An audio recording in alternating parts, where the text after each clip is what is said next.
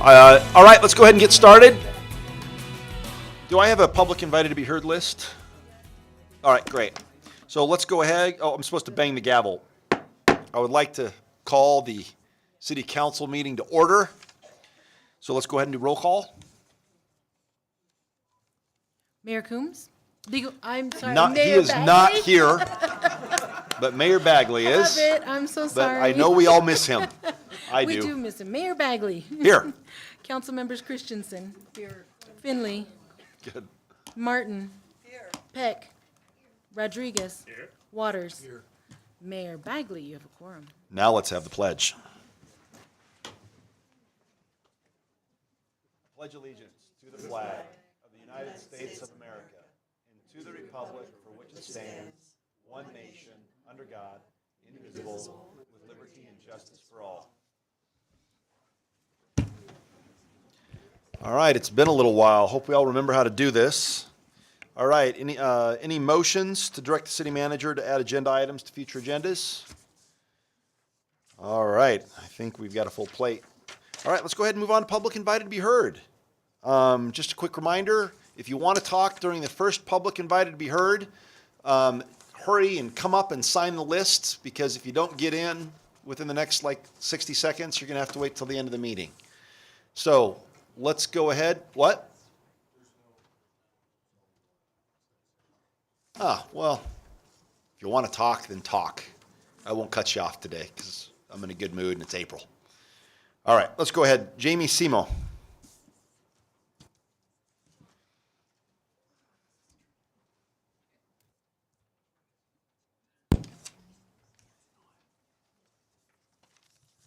Jamie Simo, 525 East 16th Avenue. Thank you, Mayor Bagley and council members, for letting me speak tonight. I'm here representing Stand With Our Vrain Creek to talk about the importance of Longmont's open space, particularly its riparian areas. First off, I wish to acknowledge the Longmont residents in the audience who are also concerned about protecting our natural areas. If they would stand, please. Thank you. It's come to my attention that not many people know what a riparian area is. A riparian area, or zone, is the land directly adjacent to a permanent body of water, such as a river, stream, lake, pond, or wetland, where the water table is near the surface. Just because the resilient St. Vrain Flood Mitigation Project has removed the trees along several stretches of St. Vrain Creek does not mean that the area surrounding the river is no longer riparian habitat. A riparian area may have trees, but it may also have shrubs or grasses that are adapted to moist soils, which is what the city will be replacing the removed trees with. Riparian areas cover no more than 2% of Colorado, yet they have an impact far greater than that small percentage would suggest.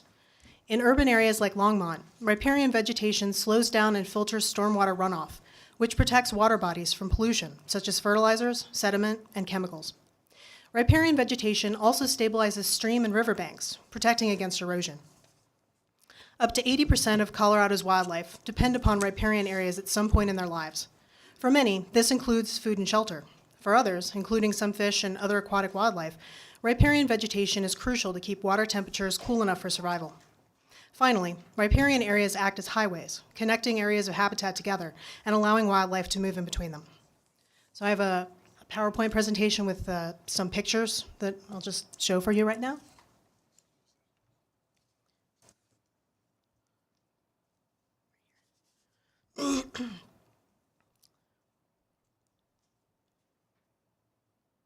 And these are all animals that can be found along our creek. The stone cat is an endangered fish in St. Vrain Creek.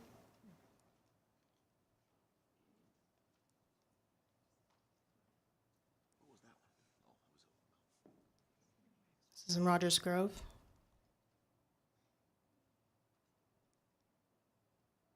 I like to go to Jim Ham. It's actually near my house. It's really cool. And this bobcat probably came down using St. Vrain corridor as a movement corridor.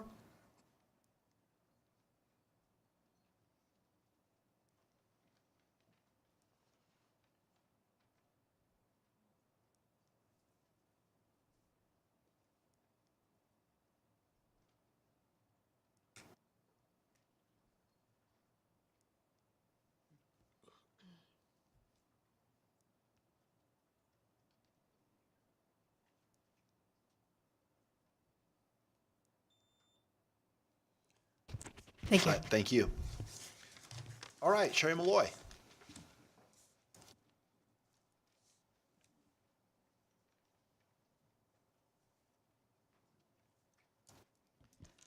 Good evening, Mayor and City Council members. Sherry Malloy, 2113 Rangeview Lane. Before I read my comments, I'd like to express my extreme delight at curbside compost collection. Paired with every other week trash collection, our family now gets significant added value for virtually the same fees we paid before Longmont ramped up residents' opportunities to more responsibly and conveniently handle our waste. So thank you. And I'll be reading the letter that you recently received. And then Ruby will be taking it from here because we're going to run out of time. Mayor Bagley and council members, as the city of Longmont shifts its focus from development opportunities on the city margins to infill or redevelopment, the intrusion of urban developments into riparian areas will intensify. Riparian areas serve a number of important functions, as Jamie just mentioned. The current update of Longmont Land Development Code provides a timely opportunity for City Council to enact significant improvements to its regulations concerning the protection of Longmont's rivers, streams, wetlands, and riparian areas, as well as wildlife and wildlife habitat within the city.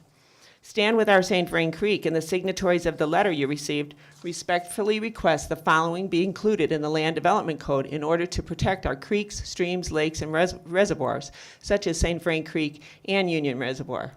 Number 1, the criteria for granting a variance for reduced riparian setback are vague, ambiguous, and set a low bar for developers to obtain city approval to build within the 150-foot riparian conservation buffer.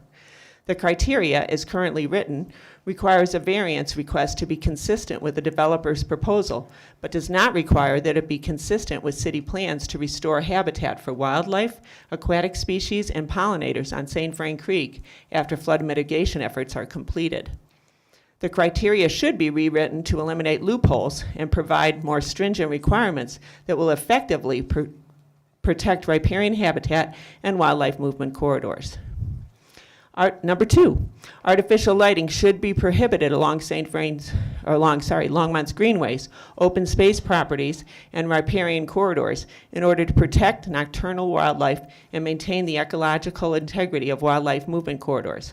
Wildlife typically moves at night. Number 3, light fixture shielding and vegetation buffer requirements should be established to minimize the impacts of light and noise pollution from nearby development on greenways, open spaces, and riparian corridors. This is especially important along the St. Vrain, where the removal of vegetation has eliminated an important natural screen and sound dampener. Number 4, building heights should be restricted for structures built adjacent to riparian areas in order to keep the scale and profile of buildings from overpowering the natural setting of stream corridors. And Ruby's going to take it from here. Thank you. Ruby Bowman.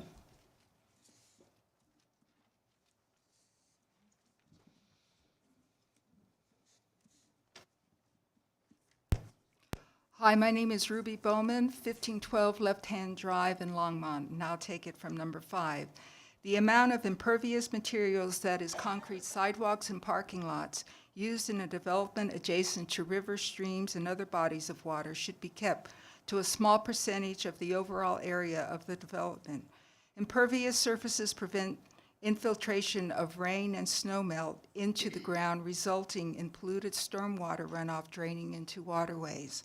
6, the Planning and Development Services Director, not the development applicant, should retain a consultant with demonstrated expertise in the field to prepare the required habitat species conservation report for a development proposal.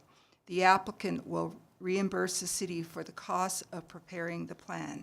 And 7, the city should acquire wildlife habitat adjacent to the riparian conservation buffer as open space or as a wildlife habitat dedication in an annexation agreement to protect important wildlife habitat, including prairie dog habitat, located outside the 150-foot buffer but contiguous with habitat within the buffer zone. Riparian areas are highly valued habitat in terms of species richness and the high number of endangered and threatened and special concern species present there.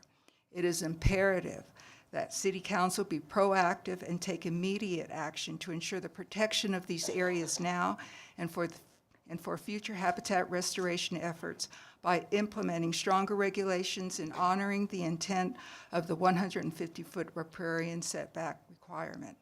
Thank you for your time and the consideration you will give to this matter. Respectfully yours, Stand With Our St. Vrain Creek, and Boulder Rights of Nature, Boulder County Audubon Society, Colorado River Rights of Nature, the Colorado section of Dark Sky Association, Endangered Species Coalition, Foothills Audubon Club, Front Range Nesting Bald Eagle Studies, Prairie Protection Colorado, Save Our St. Vrain Valley, Save Union Reservoir, the Colorado chapter of the Sierra Club, Tindakan, and Wild Earth Guardians. Thank you so much. Thank you, Ms. Bowman. Bob Wilson.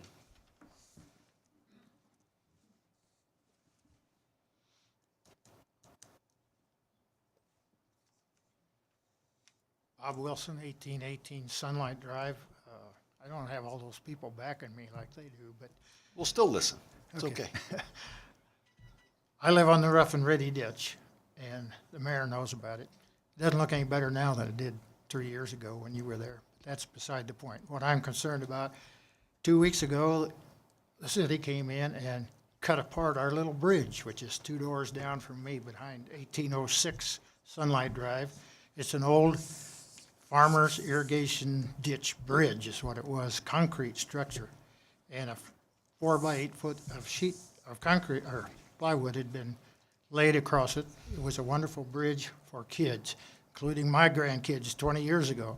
They've been using it for a fishing place for crawdads, I guess that's what they were. And you can't imagine how many kids come there and play on that bridge. If they fell in the water, it's only about this deep. Most of them don't. They crawl out. But they all have a ball. I know from a fact that the hot dogs and chicken legs are the best bait. So anyway, if you could look around in the somewhere where you keep leftovers from bridges or whatever, reinstall some bridge that maybe is safer than the old one. That's probably why it was removed. It would certainly be great, I think. Kids come from all over town with buckets to get these crawdads, so it's a great thing for them. Second thing is the dump on Martin Street. Why is it not open on Sundays? Most working people, that's the day they can do their yard work, trash cleanup, go there. It's closed. I found that out several times when I keep forgetting that it's there and available, but not open.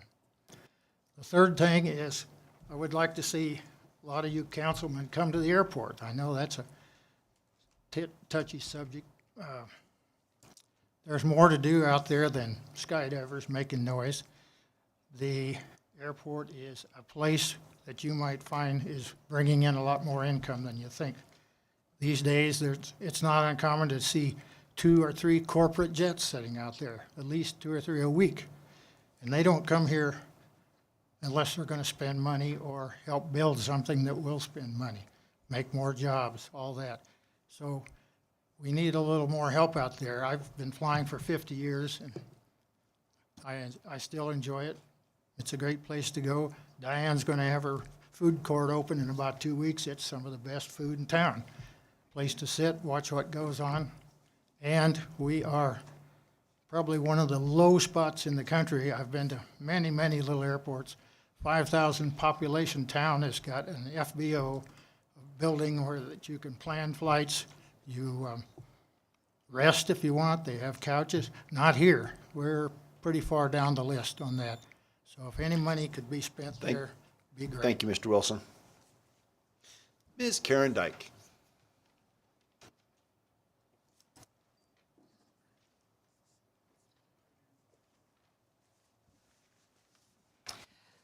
Karen Dyke, 708 Hayden Court. Mr. Mayor and City Council members, I'm here tonight speaking on behalf of Sustainable Resilient Longmont and the subcommittee Longmont Ready for 100. Today, all of you received an email detailing a study by Energy Strategies completed on the ZNC, the Zero Net Carbon Modeling by PRPA. The email includes links to the analysis and points out several issues with that, including a conservative estimate of the rapidly declining costs of renewable energy with battery storage, failure to include battery storage in the model, inadequate modeling of demand-side resources such as efficiency, demand response, and distributed generation, and overly conservative future pricing of carbon dioxide emissions.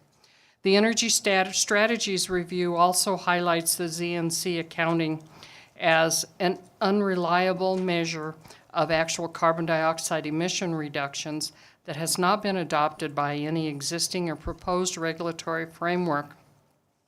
The review goes on to call on PRPA to abandon this accounting scheme and instead work with its owner municipalities and stakeholders to establish CO2 reduction goals that would be achieved within a specific time period. Following Energy Strategies' recommendation, North Colorado Partners for Clean Energy is calling for the inclusion of a robust stakeholder engagement process and the development of the next Integrated Resource Plan, or IRP, which will likely commence later this year.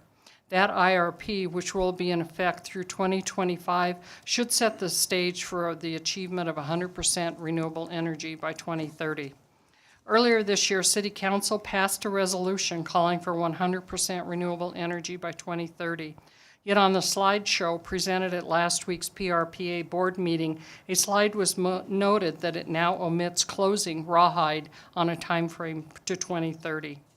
It is up to our representatives on the PRPA board to look at the assumptions being made on our future energy production and to ensure that the will of this council to move to 100% renewable energy by 2030 is followed. Every study is now showing that renewable energy with storage is cheaper than fossil fuel. We need to make sure that our energy provider is ready for a future without fossil fuels. PRPA and member utility providers should be working towards this future and preparing our grid and residents for that future. Thank you very much. Thank you, Ms. Dyke. Going to slaughter it. Paul Satterley.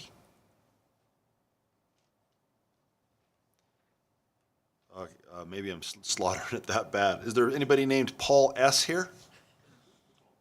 All right. Strider Benston. That is somebody I do recognize.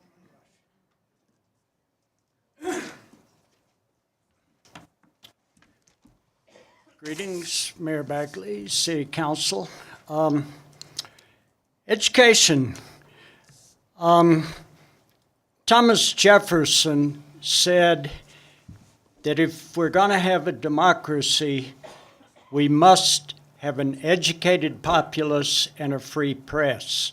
Both of those are being actively destroyed right now, especially the education under Secretary DeVos. In this country, 33,000 people are killed every year with guns. 33,000.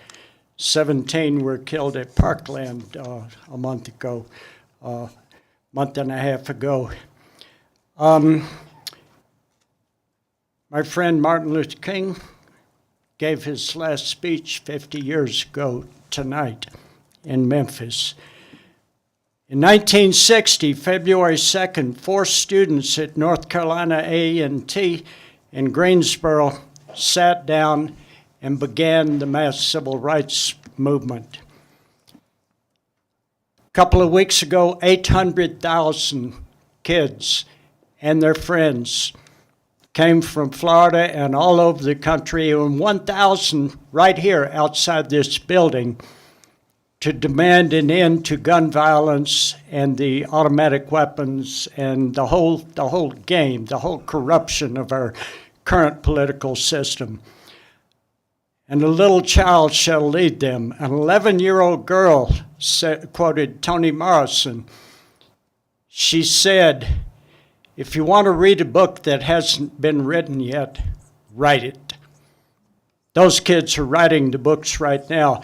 No one over 20 years old spoke at that rally with 800,000 people. But there were some adults who sang, including one black woman who sang Bob Dylan. Come, senators and congressmen, please heed the call. Don't stand in the doorway, don't block up the hall, for he who gets hurt will be he who has stalled. There's a battle outside and it's raging. It'll soon shake your windows and rattle your walls, for the times they are a-changing. Thank you. Thank you, Mr. Benston. Looks like, again, forgive me, Jacob Buckner.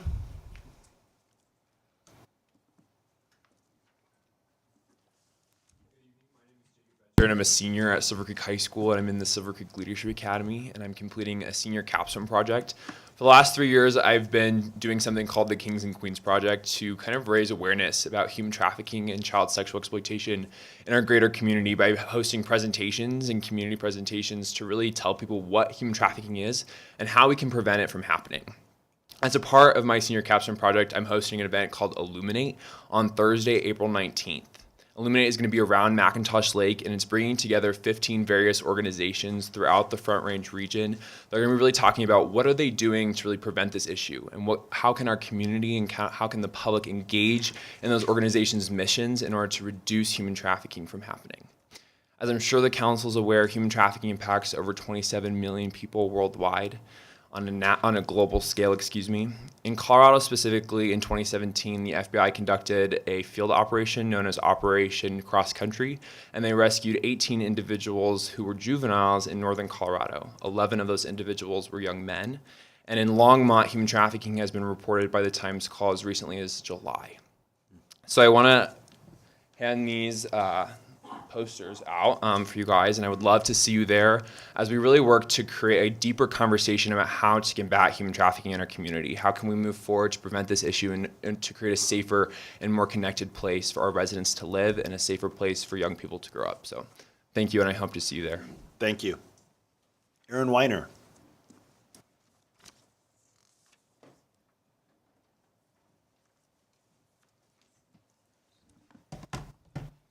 Good evening, Council and Mayor. My name is Aaron Weiner, 106. Get up in that microphone. 1067 Awesome, South thank you. Hover Street, Unit E19. I am also a member of the Leadership Academy, and that's a hard act to follow, Jacob Betcher. I also have a couple flyers that I'll be handing around as well. My event is the Boulder County Area Public Safety Expo. It's much like Jacob's, a capstone project. It is a one-day free community event on Sunday, April 8th, this coming Sunday. It is from 10 to 3. And it is a public safety expo. So I've invited 30 emergency service agencies from around Boulder County and the state to host booths, games, activities, talks for the whole family. Bring the kids, bring the dog. It should be a blast. Agencies from around the county, such as the Louisville Police Department, they'll be hosting a booth, allowing students and children to get fingerprinted in the event that they go missing. Their parents will have the information to help find them. Flight for Life of Colorado will be landing a helicopter at the fairgrounds. The Federal Bureau of Investigation will be attending, and the Colorado State Patrol will be hosting an hour-long discussion on distracted driving to educate teens about safe practices, along with many other discussions and presentations throughout the day. There will be food trucks, games, and activities, just a great family activity for the day. More information can be found at bocosafetyexpo.org, as well as on the pamphlets that I've handed around. I thank you for your time. He was a tough act to follow, but you did okay. Thank you. Kat Bradley Bennett.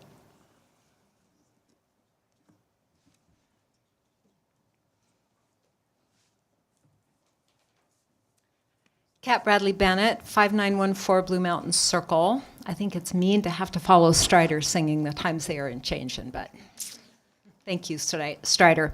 I've been birding in and around Longmont for going on 40 years now, and almost that long I've been a member, and I'm past president of the Foothills Audubon Bird Club, who you heard Ruby say has signed the letter from Stand With Our St. Vrain.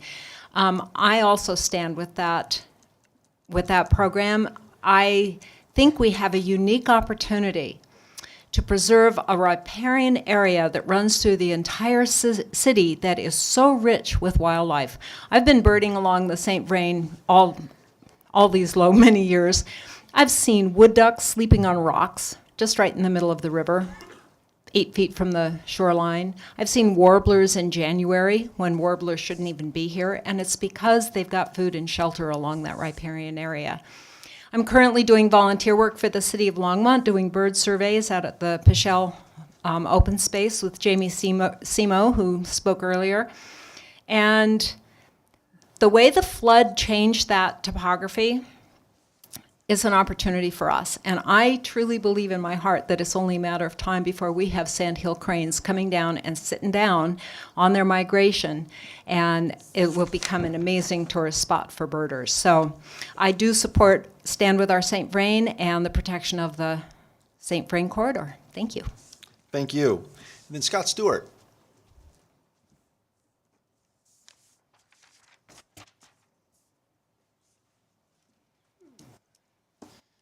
See if we can get this lined up here. Scott Stewart, 229 Grant Street. Here we go. Summer is coming, and I look forward to spending more time in my backyard.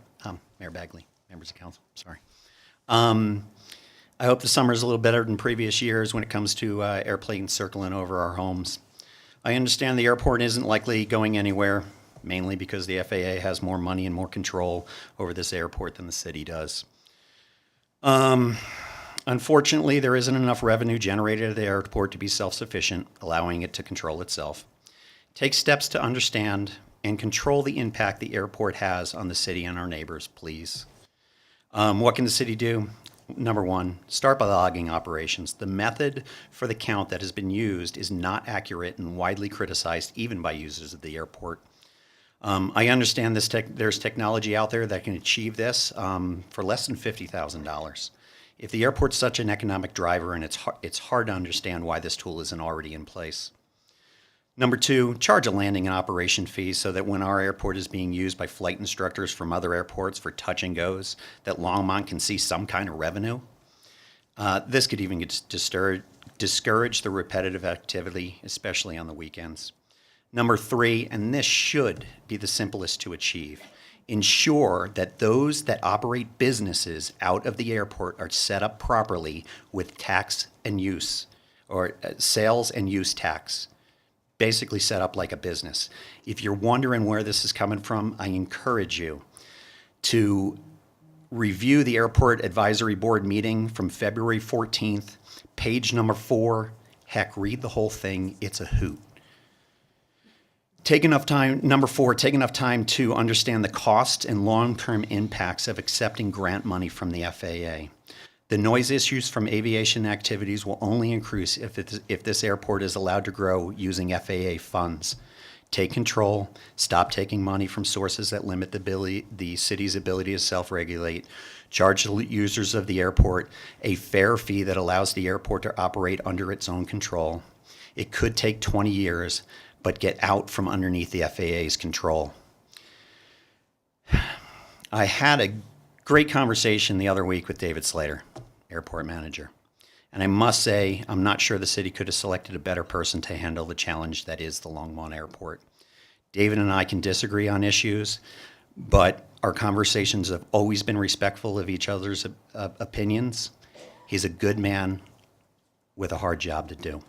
Thank you for your time. Thank you, Mr. Stewart. All right, is there anyone else that wants to come speak? I told you I'd let you if you wanted. See, glad I asked. Marianne Rigi, you around? Yeah. Oh, come on over.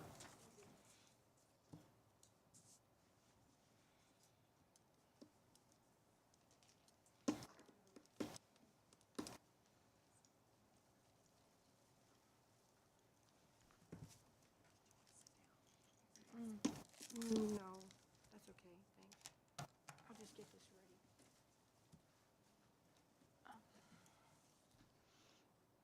Mayor Bagley and City Council members, my name is Marianne Rigi, and I reside at 70 21st Avenue in Longmont, and I've been here 3.5 years in Longmont, and actually been in Colorado 5.5 years, and I'm a resident here.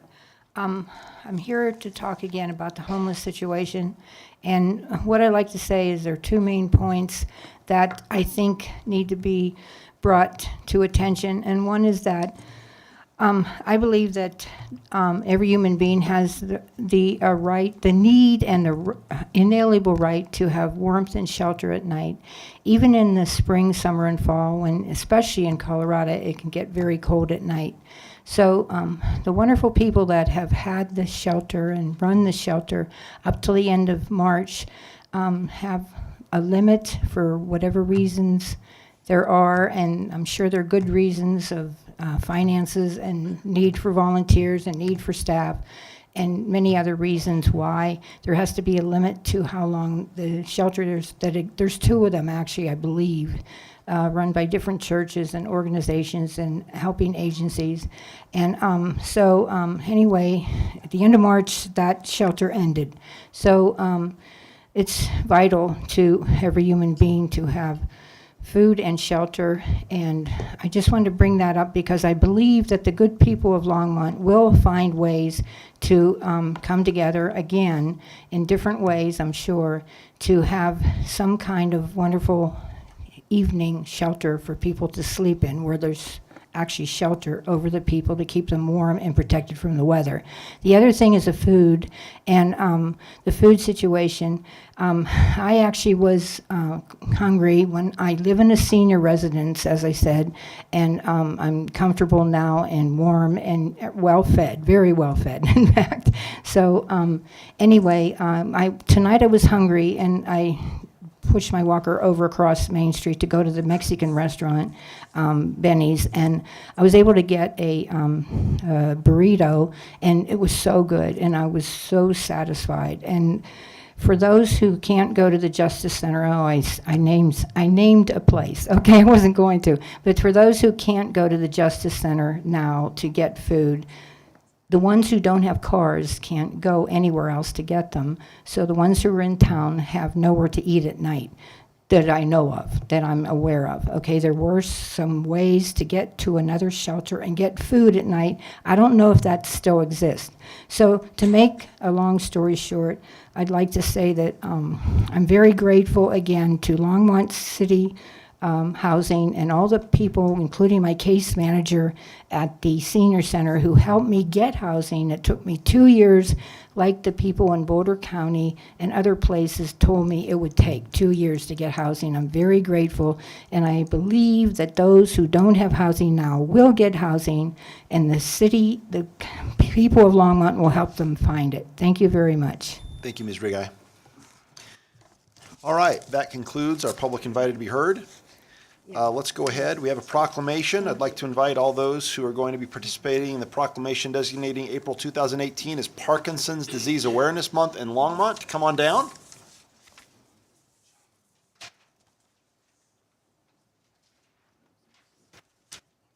Are they here this evening?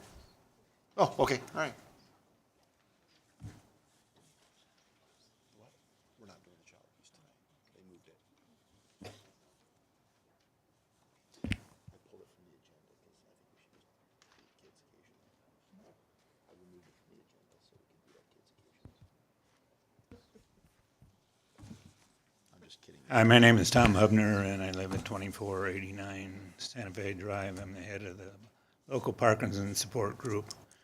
We're here to thank you, Mayor Bagley, and the City Council for your continuing support. There are over 17,000 people in Colorado with Parkinson's, and there's 60,000 people every year that contact it. So it's something that is very important that we look at. It's not just a minor inconvenience.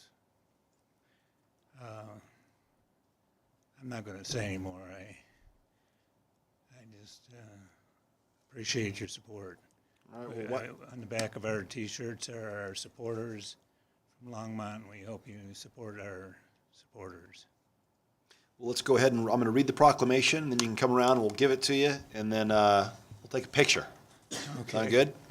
Doesn't do much for, hopefully it'll do a little something for a disease that impacts 1 million people every year in the U.S. and unfortunately there's no cure at this point. So, all right. A proclamation designated April 2018 as Parkinson's Disease Awareness Month in Longmont, Colorado.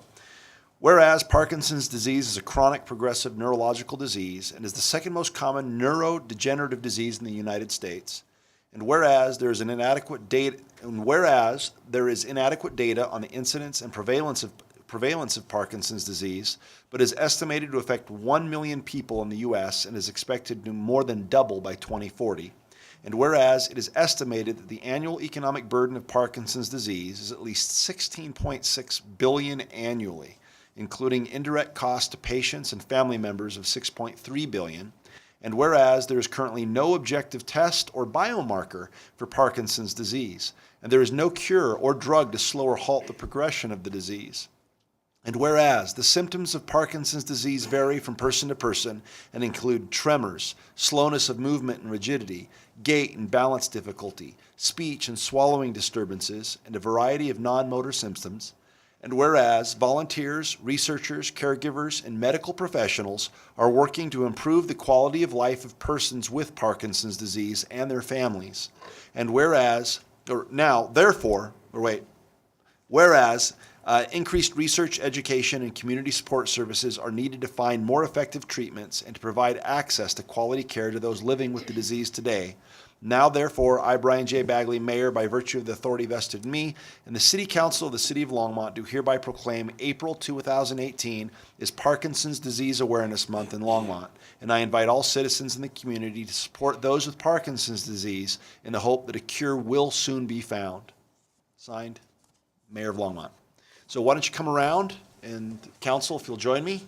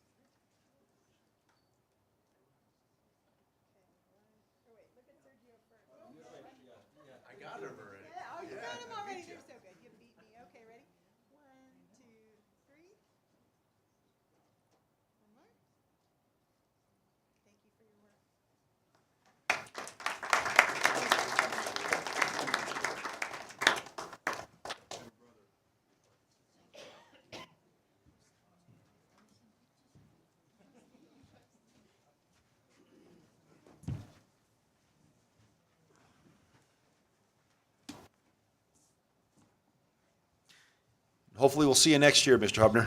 Definitely will.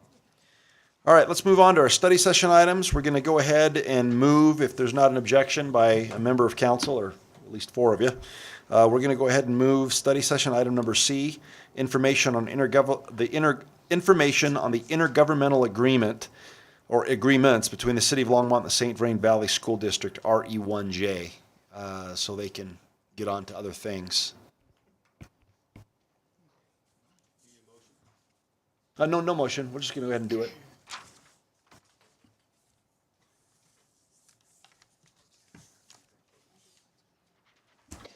But I appreciate you for having me in my back, Dr. Waters. Good evening, Mayor Bagley, members of council. I'm Erin Fosdick with the Planning and Development Services Department. Tonight, I'm joined by Scott Tillian and Ryan Kriegerud with the St. Vrain Valley School District Planning Office, and I'll thank you for them for letting this item go first. So thank you for them. Tonight, what we want to do is just provide a brief overview of the 2 IGAs that we have with the school district. One of our IGAs is going to be up for renewal, and so we wanted to make sure that council had appropriate background since we have several new council members. So we'll provide a quick overview of the 2 IGAs that we have concerning adequate school capacity, which is the IGA that will be up for renewal. as well as the IGA on fair contribution for public school sites. And then Scott and Ryan will provide some brief information on how the district does their projections, and then an update on the current projects that the school district has as it relates to the 2016 bond. So I'll provide a brief overview of the IGAs. As I mentioned, the school capacity IGA is the one that's going to be up for renewal. And so this will be going to the St. Vrain Valley School District Board of Education next week, and then we'll be coming back to council later this month for first reading unless otherwise directed. This IGA was initially approved about a decade ago and has been renewed as recently as 2013. This IGA, as the name suggests, sets our capacity standard, which is currently 125% of permanent capacity. Scott will talk a little bit more about what that means here in just a second and how the district determines capacity and sets the projections that we use. The IGA also stipulates that the staff in the district meet at least annually. But I should note that we're in close communication throughout the year. City staff sits on the school district's Long-Range Facilities Planning Commission, or committee, and that's a committee that really discusses projections, attendance areas, the impact of development projects throughout the district, which obviously includes Longmont, among other things. The city also provides referrals consistent with our IGAs to the district, and they can talk a little bit more about how they use this information. But we do that to really ensure that sufficient capacity does exist for any residential project that's approved within the city. If capacity is exceeded as a result of a residential development application, this IGA also provides some specific alternatives that may be acceptable if they're agreed upon, and so the IGA outlines that. We feel like the IGA has been working well. We're not proposing any substantive changes when we bring this back to council later this month. We are proposing that we extend the term to 10 years, which is consistent with the other IGA I'll talk about here in 1 second. But other than that, we are not proposing substantive changes to this IGA.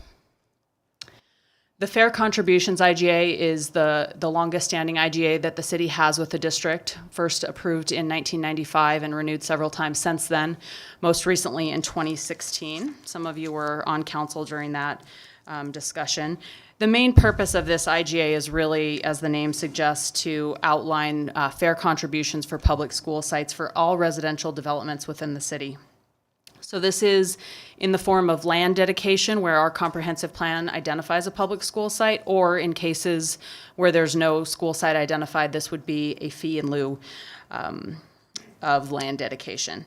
The IGA further defines the process for school site coordination and payments in lieu, and really talks about the timing of satisfying these requirements, both for the land dedication or providing proof that a payment has been received in lieu of that land dedication. The IGA outlines where those contributions can be used, and also what the methodology is for determining fair contributions. So the methodology talks about the standards related to land values, site acreages for elementary, middle, and high schools, student yields for each of these different dwelling types that we look at, as well as the facility standards for each of the types of schools. And I also want to note that these standards are part of the development code, and so we do have those in Chapter 1507 of the development code. The district also submits an annual report as required by the IGA. That's included in your packet, and that report details the use of the funding and also reviews the methodology and if any changes are requested, which, as you'll see in the attachment, none were requested for this current annual report. So with that, I'm going to turn it over to the district, and they can provide you some information on how they do their enrollment projections, including some of the capacity information that goes into looking at school capacity. Thank you, Erin. Good evening, Mayor and council members. I'm Scott Tillian. I'm the planning director for the St. Vrain Valley School District. And first, I just want to thank you for your partnership with these two agreements. The IGA for fair contributions has really led to us being able to acquire most of all the sites that we've built on since '95. You know, in the Southwest, Blue Mountain, Eagle Crest, Altona, Silver Creek have all been acquired in full or in part with the IGA funds. And then on the east side, Alpine, Fall River, Trail Ridge, and some expanded areas of Skyline and some other sites. So those IGAs have been critical for us to get school sites and do coordinated planning with the city. So I guess I want to touch on a few things that go into the IGA up for discussion, and that's the benchmark, and that's the enrollment projections and capacity. And then Ryan will come up and talk about the referral process, how we comment on projects that you send to us. And then we'll close up, I believe, with a discussion of what we're doing in terms of the 2016 bond and projects that are underway. So projections, those are something that I personally do with the help of Long Range Planning Committee and other really sources throughout the state and the district to develop 5-year projections. I do those every year. We look at the base model as a cohort survival statistical model that looks at the progression ratios from one grade to the next for every school, every grade. But that's sort of the baseline. Other important factors are open enrollment, programming. You know, we have over 30,000 students and over 11,000 open enroll outside of their home attendance area. So they're looking at programming, special focus schools. So that's a major thing that we look at each December to look at the impacts on schools, how open enrollment plays a part in that. We look at economic forecasts from the state, local levels. CU Leads does a forecast. We look at the state demographers' analysis on growth, demographics, in-migration, where it might occur. We look at real estate markets, building permit projections. So we work with Aaron to get the city of Longmont projections for the next 5 years. And we do that for every community in our district. And we have 8 communities, 4 counties. So there's a lot of entities involved in us developing projections for the entire district. We look at birth rates. We work with the Colorado Department of Health, and then we geocode those by attendance area so we can look at the next 5 years of growth, where it might play out. Student yields and the impact on private schools, charter schools, and homeschools. So there are many variables besides just our basic cohort modeling that we have to look at. So those are kind of the flow of what we look at impact-wise. When we get a referral, we look at what additional students would be added by this new development on top of what we are projecting. Building capacity is the other component, and there are several things that we look at as we determine building capacity. We look at the number of classrooms in the building that can be used for regular classrooms. We do not count dedicated areas, for instance, special ed rooms or rooms that need to be available all day for the entire building, like drop-in computer labs and those kind of things. So those aren't part of our capacity of our building. At elementaries, we do not count music, art, PE, because those are also kind of a drop-in. They don't add to the permanent capacity of the building. We do not count portable classrooms because they're not a permanent part of the building. But we do factor in when we have programmed additions to buildings. And with the completion of the 2016 bond, we have a schedule of additions. Some have been completed already. And so we match those up with the timeline of development to the time that they're available, and so that we can keep track and coordinate development with our additions. Aaron mentioned the 125%. You know, when we first brought this before you, there was a lot of discussion, why not make it 100% or 110 or some other number? We found most districts around the country use a higher number than 100 because it gives the inertia to help build a new school. If you were stuck at 100%, to open a new school, you'd be starting with 2 buildings at 50%, and it becomes very difficult to fund and staff 2 buildings that are operating at half capacity, you know, hiring principals and custodians and all the support staff. So we need a little bit of above capacity to be able to have the funding that comes with it to staff these new schools. In addition, our core facilities are designed for 125%, so they can handle some of that overcrowding with the core. It's how we bridge is with portable classrooms. There are other methods identified in both the IGA and our board policy for things like extended schedules or split schedules or ways to put like art on a card or other solutions that we can maybe bridge the gap before we would build a new building. So those are the basic parameters in the guideline, and maybe I'll stop here before I ask Ryan to come up to talk about the referral process and ask if there are any questions. Doesn't look like it, but thank you for Okay. your work. We appreciate it. So Ryan will come up, talk about what we do when we get a referral from the city. Oh, there was a question? Okay, hold on one second.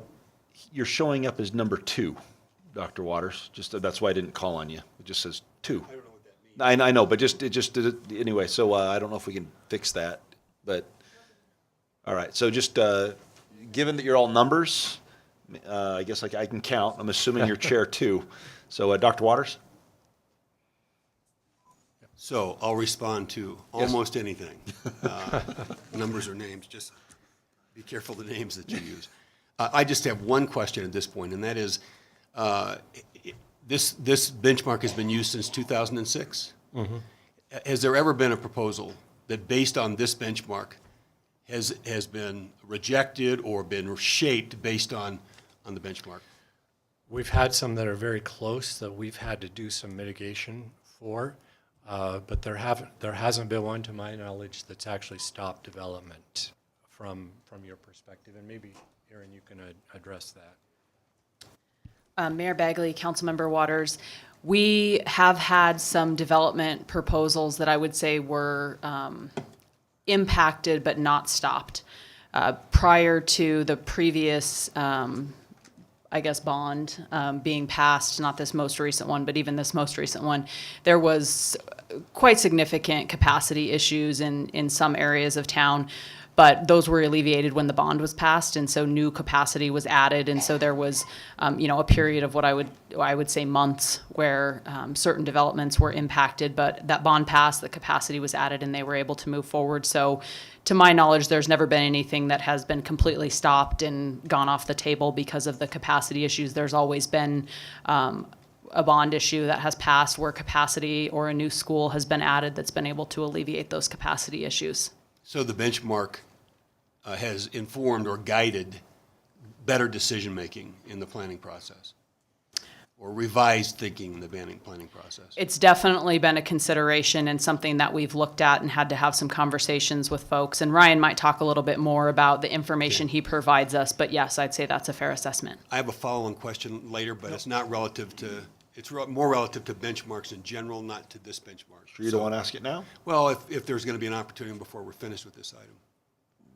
Sure, there will be, but you can ask it now. Well, so the follow-on question is this. Is this benchmark a result of work that a former council did to create a whole set of quality of life benchmarks is the question? Because I know there was a school capacity among other benchmarks at that point.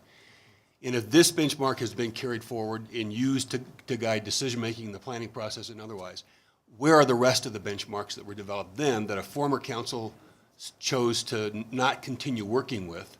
And how are those being used today to guide other planning and development decisions? So it's a broader question, not specifically to school, but it is relative to benchmarks. Mayor Bagley, Councilmember Waters, I'll provide a very general response, and then if Joni Marsh wants to provide additional detail, she's kind of the expert on that in our department. We have a number of benchmarks. A number of those are in the land development code, and so while we don't necessarily talk about them frequently in terms of a policy decision on if it should be used or not, because it's already in the code, and so we do look at that. It's something that we've talked about maybe warranting a conversation with council in the future. We've talked about that as it relates to the development code update, but not something that we're tackling as part of the current code update, because again, it's really a policy conversation for council. So I don't know if you want more information, we could ask Joni, but basically the gist of it is there are fire response time benchmarks, traffic benchmarks. Those are in the code. They're looked at as it relates to development review proposals. And I'm sorry? And utilized, yeah, because they are in the code. If that's something council wants to take a look at, that would be a different conversation to have. It'll just be helpful then as we go look at the code again, the next iteration of it. It'll be helpful to me to be pointed more specifically where I ought to be looking in the code. And have those benchmarks been updated since they were developed? Or a council stopped using them and did an annual report, as I recall?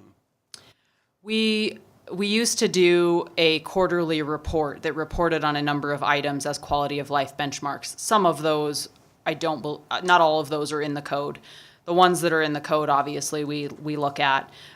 We have not done that quality of life benchmark report in probably 7 or 8 years. Okay. When the time comes, when we're talking about the code, then I'm going to come back to this. All right. Councilmember Pack. Oh, I'm sorry. Yeah, Councilmember Pack. Thank you, Mayor Bagley. I have a question probably for Aaron again. And this is just out of curiosity. You mentioned either land or cash in lieu from a developer for a site. Is there a formula or something that you use to determine either the amount that is needed for that development going forward? Or how's that determined? Yes, there is a formula. The methodology is specified in our code. And so the formula consists of the land values, the acreage that's needed for each school site, and then each of the proposed school sites within the Longmont planning area is shown on our comp plan. And so those calculations haven't changed, I don't think, in the last decade or so, but those are in the code, and I can provide those. Actually, I think they're an attachment to the Fair Contributions IGA, so it should be in your packet, and you can take a look at those. Thank you. Just a follow-up on your question. There was a project, I believe, maybe on the east side of town that had changed from a unit that could have had children to a FHA older housing. And so they chose to go that route in order to push the project through. And then when we had capacity, I think they went back and adjusted so that they could have children in that unit. So that was a project on the east side that happened a few years ago.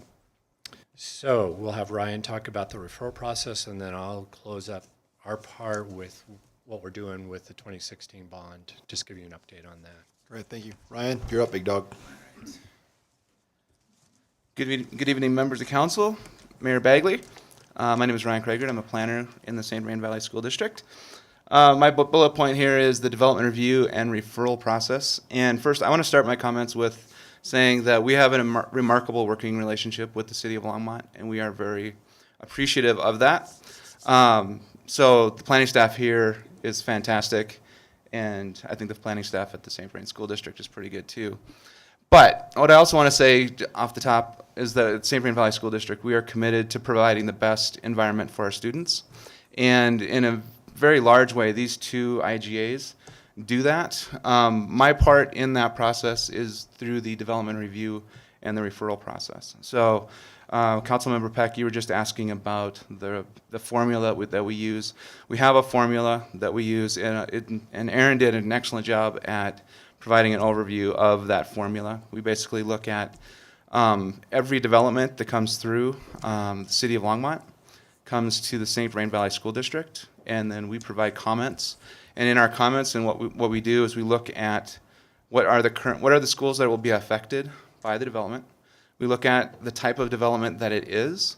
We look at the type of residential development that is being proposed, the total number of units, and then from the total number of units, we can apply our formula, and we can figure out how many students, or get an idea of how many students are going to be what we call yielded by the development.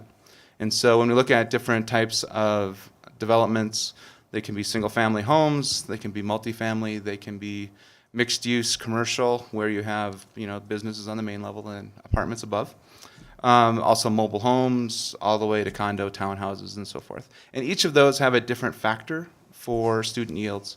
Single family, detached, being the number one generator of students. The smaller the unit, the fewer students come from that particular residential unit and so forth. So we use our formula based on that kind of a thing to figure out how many students are coming from the development, and then we have a multiplier that will help us figure out if we do a land dedication, or what the land dedication requirement would be, or the cash in lieu payment might also be, what that payment would be.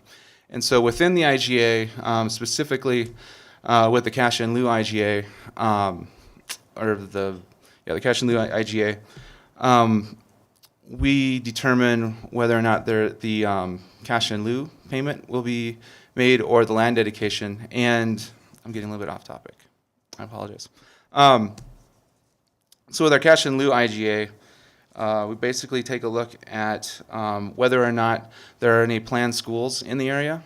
And so if, for instance, if Terry Lake developed, that we have an elementary school up in that area, we take a look at the number of units coming from the Terry Lake development, and then if it looks like we need to get the 10 acres for the elementary school site, we can talk with the developer about dedicating all of the 10 acres, a portion of the 10 acres, or they could pay the cash in lieu if we decide we don't actually need that space, and we can send kids to Sanborn or Northridge or something like that because there's existing capacity.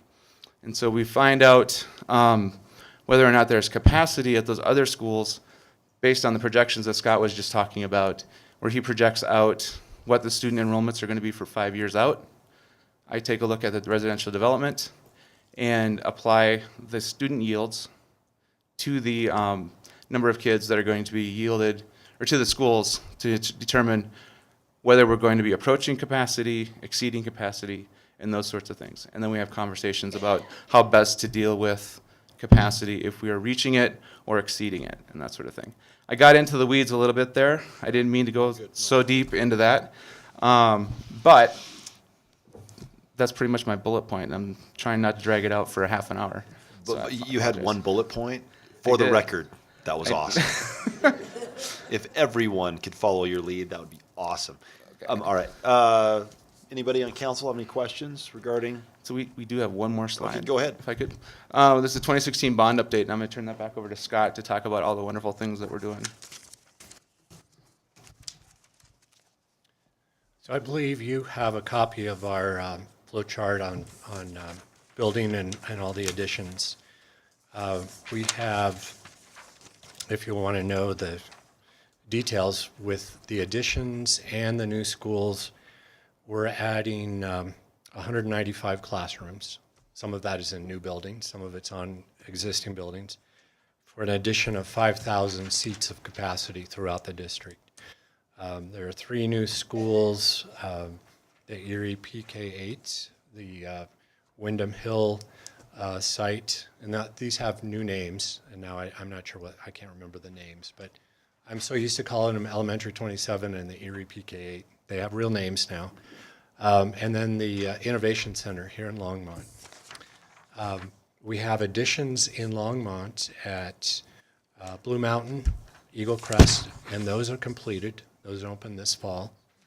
We're doing additions at Silver Creek, update classroom addition there. We're doing an addition at Skyline High.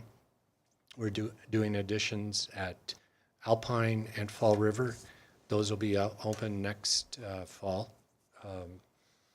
And then at Niwot High, we're doing a reconfiguration of library and creating additional classrooms. And if you've been in Niwot High, the flow isn't real good there. My 2 sons went there, and I was always lost when I went to visit them. So we're going to improve some of the flow in Niwot High.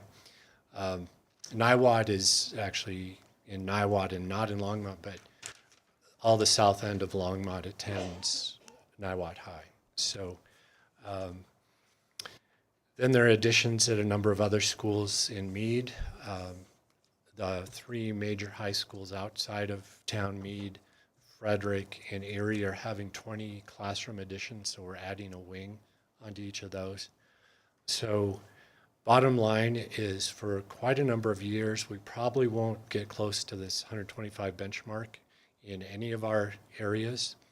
You know, there'll be some growth areas in Longmont. It could be southeast Longmont or north in Terry Lake, depending on how that builds out, where this benchmark might come into play again. But we do own a school site in Fox Meadows that could be a future elementary. And then we'll keep our eye on the Terry Lake neighborhood as well as that comes forward and we look at the density of development. So we're really excited about all these projects, and they're coming in on time and under budget, so that's been very good. Any questions? I think I'll turn it back to Aaron here in a minute, but any questions on our building? Councilmember Rodriguez. Thank you, Mayor Bagley. Just on the opposite end of the spectrum, are you seeing any drops in populations at any of your schools that are getting to be a serious point, maybe? You know, at this point, there are no schools that are dropping to the point where we wouldn't staff them or keep them open. But we have seen some drops, and some of them are in some of the developed older areas of Longmont. Longmont Estates has seen some drops, and you know, but we do see regeneration that happens. You know, Central was one that was kind of dropping, and it's coming back a little bit. So it depends on age of neighborhood. You know, people age out and then sell to younger, and so we see, we've been seeing some regeneration in some of the core areas of Longmont, and that's something that kind of is a 20-year cycle. You know, when you look at Sanborn, for instance, that was a building terribly overcrowded, and now that it's like 50% open enrollment. But then, you know, we'll be watching that, and it'll turn around too. So, but that's something that we have to keep an eye on as well. All right, thank you. Okay, thanks. That's it. Unless there's other questions, we just wanted to provide that information. We'll be coming back with a first reading of the IGA on April 24th, second reading in May. We just wanted to provide that overview tonight, and we're happy to answer any additional questions.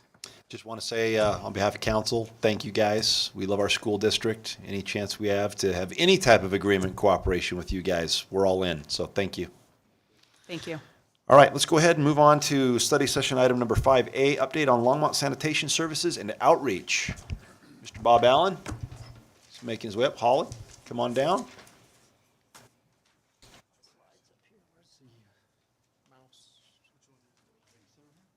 It's the far right bottom. Mr. Canamedes, we're all here.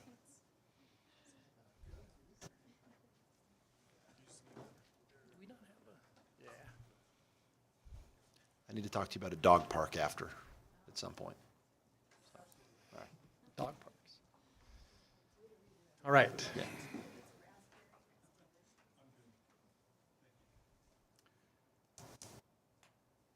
Good evening, Mayor and Council. Excuse me. Bob Allen, Director of Operations, Public Works and Natural Resources. And we're here tonight to talk about sanitation, talking trash tonight. Specifically, we're going to talk a little bit about our education and outreach program in sanitation, and I'm going to spend just a little bit of time on some metrics related to some of our more recent initiatives. Joining me tonight in our presentation are Holly Milne, our Marketing and Communication Manager. Is that better? Just speak in. Sorry. Just get close. I'm going to lean in. Ooh, nice. And Charles Kamenides, our Solid Waste Manager.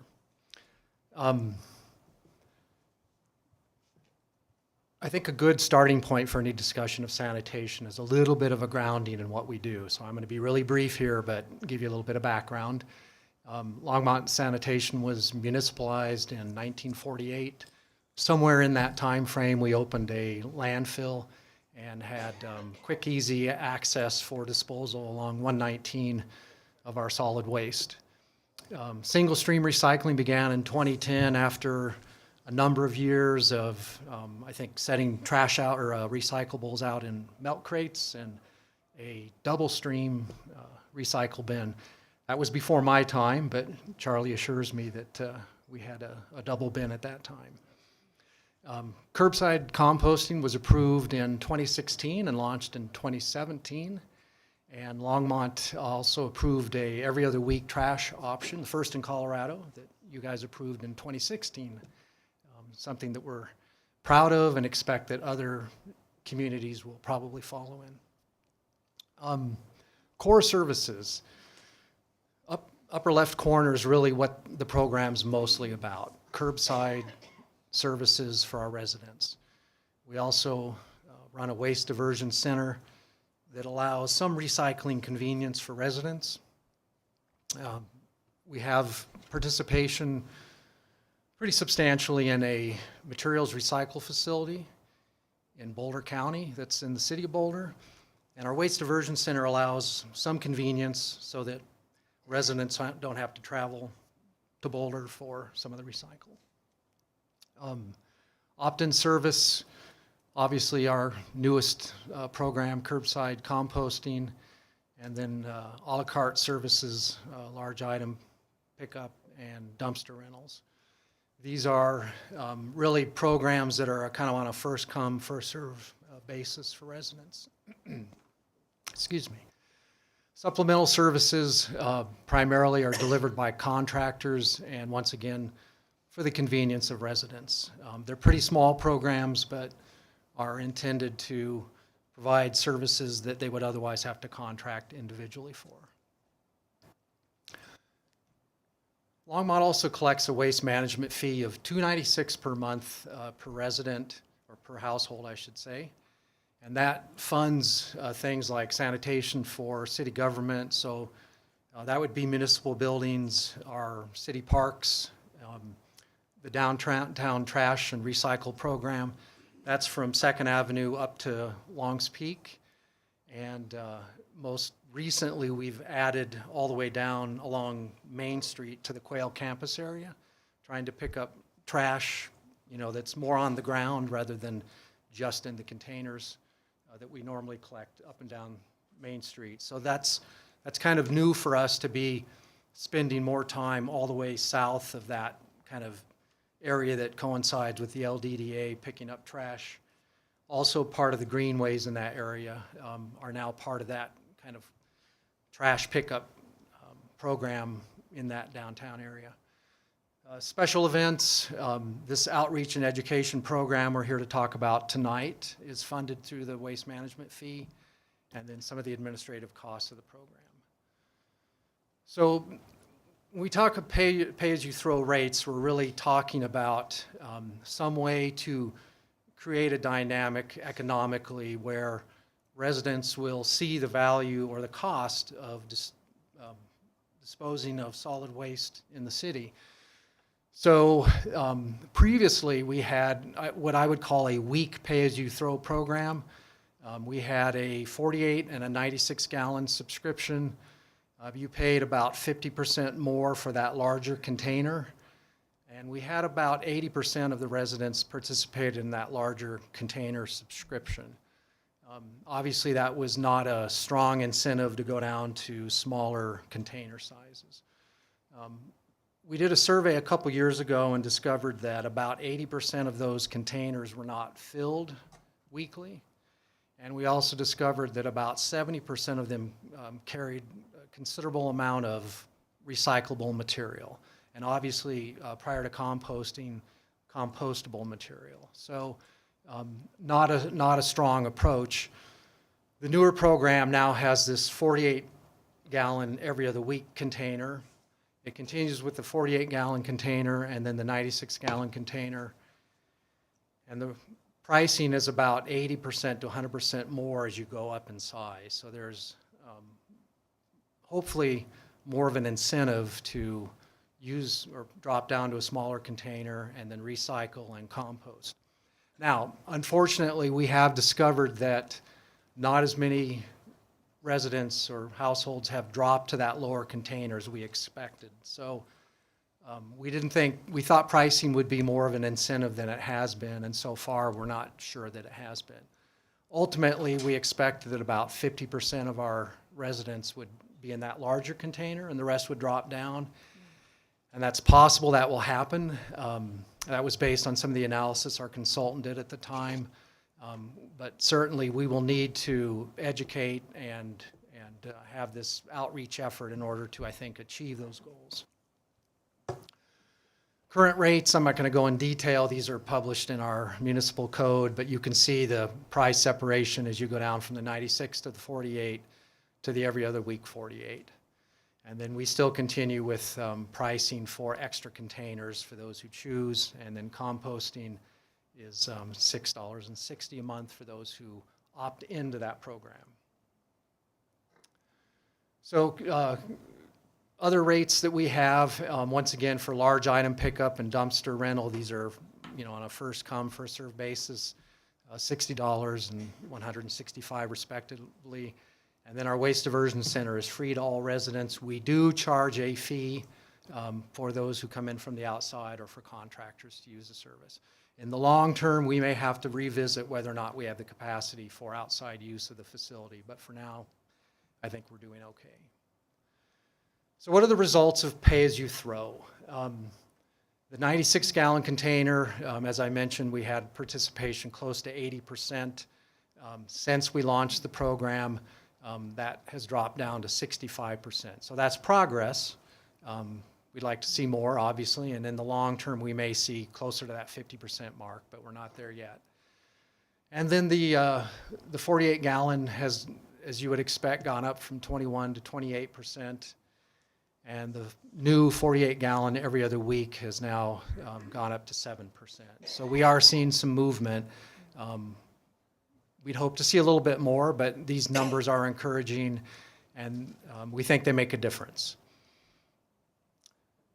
Participation in our optional composting program.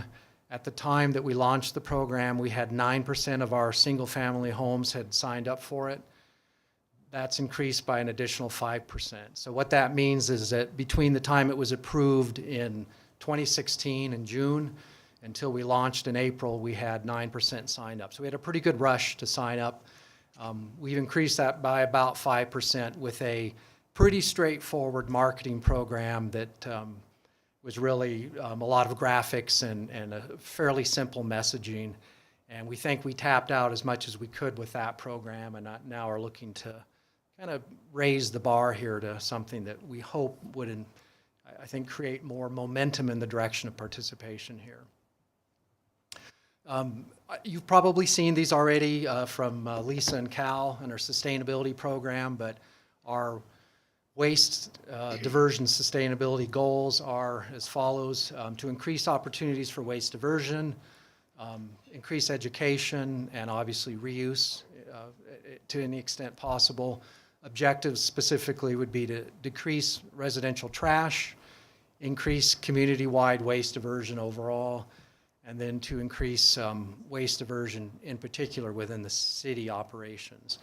There are a lot more opportunities for that. For example, in parks, we think there's a lot of opportunities still to get more recycling in the trash that's dumped there. In practice right now, it's really hard to get people to use a recycle bin separate from a trash bin. So we would have to find ways to create some differentiation there that people would voluntarily use to make more progress. But we're doing really well in other city facilities and have pretty well tapped out, I think, what we can do there. So I think we're meeting our goals in the short term. In the long term, I think there's work to do.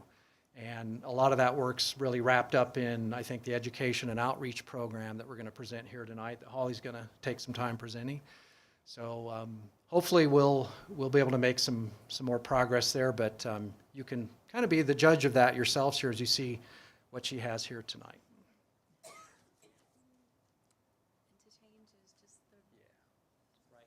Okay. Test it out. We're good to go. All right. Thank you, Bob. Mayor and Council, as Bob said, I'm Holly Milne, Communications and Marketing Manager for Public Works and Natural Resources. Can you get Am close? I not close enough? No, Oh. just pull it down. You can pull it down. Okay. There you go. How's that? Okay. All right. I'm excited to have the opportunity to highlight how outreach and education efforts are vital to Longmont's continued success in modern solid waste management.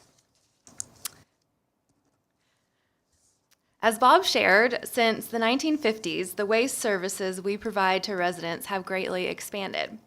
Those changes have and continue to be led by long-term sustainable planning. Population growth, scarcity of landfill space, and environmental permitting will all make sending trash to the dump more expensive with time. So the plan is simple. We need to send less stuff to the landfill. And that's where outreach and education come in. The greatest power to reduce and/or divert waste is in the hands of residents, our customers. Bob explained the service changes that have been implemented to encourage waste diversion. Now I'm going to share how outreach and education supplement and further those changes. From the fourth quarter of 2016 through the first quarter of 2017, we conducted a campaign to introduce curbside composting and explain the new pay-as-you-throw rate structures. On the screen, you can see a brochure from that campaign. The headings really do tell the story of the key messages we used: what is compost, why do it, how to do it, and how to save money. To bring the story to life and connect with residents, we coined the slogan, Longmont, Colorado is loco for composting. And hopefully some of you saw that out in the community during this campaign. The idea behind it was to show real Longmont residents and the various reasons they were excited for curbside composting service. Folks were encouraged to join their neighbors and shrink their trash. Campaign materials and outreach span the gamut from print ads and direct mailers to social media and videos and events and presentations. You name it, and we used it. We also offered the first 4,500 customers free kitchen countertop compost pails, as well as we provided a variety of materials in Spanish to reach out to our non-English speaking residents. We also even sent staff to the top of Machu Picchu to share the message. This was really popular on social media. The campaign was successful in its goal to introduce the service. 2,700 customers requested to sign up before curbside composting service began on April 1st. So the launch campaign was successful, but since then we've seen slower growth. So how do we get more customers thinking about sending less to the landfill, and most importantly, caring about that? I want to point out here that Longmont made a distinct decision when rolling out curbside composting to make that service optional for the customer. This approach certainly gives our residents the most freedom of choice. And from that, it's all the more imperative that we provide meaningful outreach and education. So our previous approach really centered on what, when, where, and how. To be successful going forward, we must also consider who and why. We've reached the stage where we have to go deeper than, it's here, sign up. Now it's all about tailoring our approach by audience and providing for each one a meaningful why. So to go deeper, we enlisted the help of local communications firm Avocet Communications. They led us through a series of steps to establish a strategic path for 2018 and beyond. First, we evaluated our strengths, weaknesses, opportunities, and threats. Second, we separated our customers into profiles regarding their needs, wants, and characteristics. Third, we established a messaging direction that is selling a story instead of telling a story. Again, this gets to the why that we want to connect with. Fourth, we established goals. Our financial goal is to maintain current rates and continue to provide value at those rates. Our customer goal is to increase awareness of the value of our services and the offerings that we provide. And our internal goal is to increase waste diversion by providing outreach and education that will lead to behavior modifications.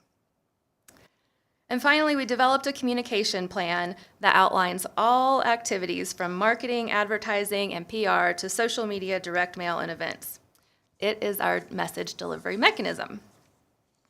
So strategies we identified.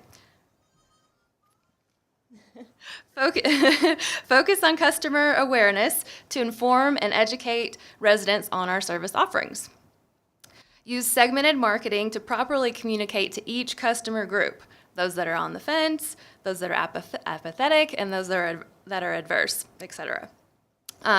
Implement humor in messaging to bring a fresh perspective to our communications, increase engagement, and create top-of-mind awareness. Also, we have a strategy to avoid verbiage that can be seen as shaming or insurmountable. For example, we are intentionally not using the phrase zero waste, and we don't want to create any feelings of you're a bad person if you don't recycle. We're all about reinforcement and attainability. So key message themes that we established are recycling and composting is easy. So a sample message would be, you get it to the curb on time, we'll handle the rest. Every little bit helps is another theme. Again, a sample message, recycling and composting help keep landfills from becoming landfulls. You can make a difference, environmental impact. The practice of landfilling waste creates harmful gases, destruction of valuable land, and the byproducts of large trucks driving long distances. You can choose more sustainable solutions. And finally, we help you. We are always here for you to answer questions and explain our programs. So Avocet also recommended that we create a brand character. We had a moment of hesitation and uncertainty on that, but we trusted them as they explained to us that a character makes us, and therefore our messages and services, easier to remember. It can teach customers about how to use our services, and it engages customers to become friends with us and feel a connection. So on your screen tonight, I'd like to introduce you to Savvy Sam. He is our waste prevention specialist. As a street-savvy cat, Sam is a local expert on household trash in Longmont and ways to reduce it.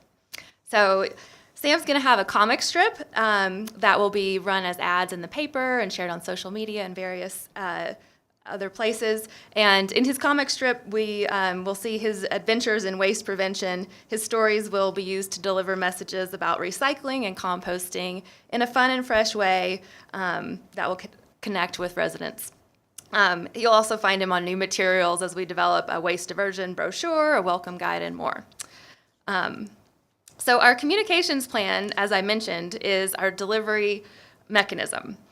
So through that plan, we will use paid, owned, shared, and earned media. So paid media, you can expect to see print ads in the Times Call, social media ads, direct mailers, and online advertisements. Owned media will include infographics that we're going to develop, an Earth Day learning set that we're collaborating with St. Vrain Valley School District to provide teachers in the Longmont schools to help teach about waste diversion and all its benefits. Videos. We just recently launched a new blog that's just going to continue to grow as a resource for Longmont residents to learn about tips and tricks and how to reduce their waste and send less to the landfill. And then in terms of shared outreach, we'll be doing social media posts on the City of Longmont accounts and attending various events throughout the community, including the big Earth Day Festival that's happening later this month. And then, of course, earned media will be working with local reporters and doing press releases and things like that. So as you can see, we are aiming to connect with customers in a wide variety of ways. And a specific piece of the communications plan is a spring campaign we are calling the 21-Day Challenge.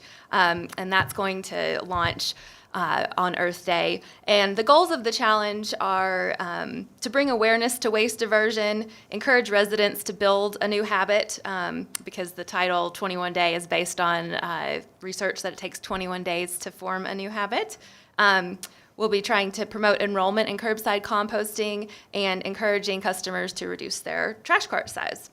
So the challenge will be simply for residents to pledge their commitment to making a new habit, setting a personal goal for a period of 21 days to make whatever change that is appropriate to their life to help send less stuff to the landfill. And then we'll be encouraging people to share their progress on social media with hashtags or sending their stories and photos to us that we can share.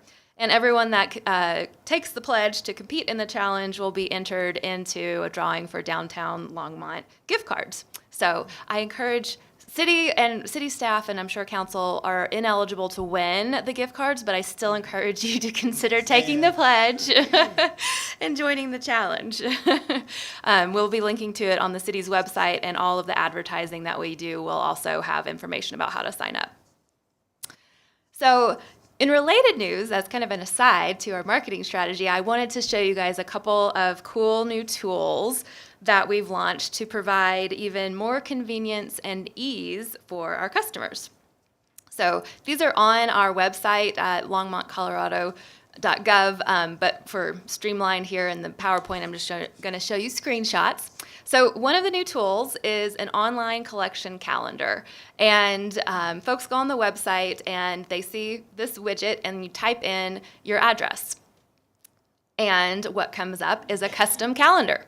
So this is actually my calendar, and you can see that we're signed up for compost at my house, and we're doing every other week trash, and of course we have recycling. So there's no way my husband could keep up with all of that if we didn't have this new tool. So this is super handy to be able to see what we're supposed to have out when. It also includes information you can see on Saturdays about special events that we're having, or you can see next week it's our turn, and we're in the part of town that'll have the spring branch collection. So it's totally customized to the address and the services that people have there, and we've gotten a lot of great feedback from residents about it. As well as the calendar, people can also choose to sign up for reminders, and the system will send them out via email, automated phone call. You can download the calendar to embed in your Outlook or Google Calendar. You can also still print a calendar if you like to have one up on the fridge. And then lastly here, you can see that we can now sign people up for service alerts, which I'm looking forward to doing more outreach on later this year to really build that list so that if we have a day where winds are high and we can't provide service, we have a really targeted way to let people know if they need to put their trash out. Instead of blasting the whole community, we can just blast the people whose day it actually is. The second tool that we just launched is called the Waste Wizard, and it's that cool. So with this tool, you can type the name of any item in, and it will tell you how to recycle or dispose of it.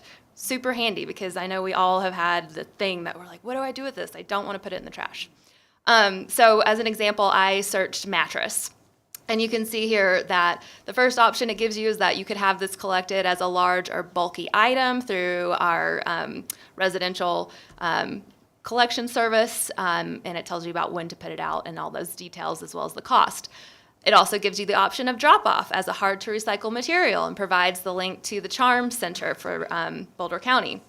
And thirdly, it shows you that you have the option to hold on to it until one of our free landfill days that are offered throughout the year, and you could dispose of it there. So I encourage you to go on and try out the wildest item you can think of and see. If you can't find it and you want to know if it is recyclable or all that, there's a way for you to submit through the system that it wasn't found, and then we can keep adding to it and growing it.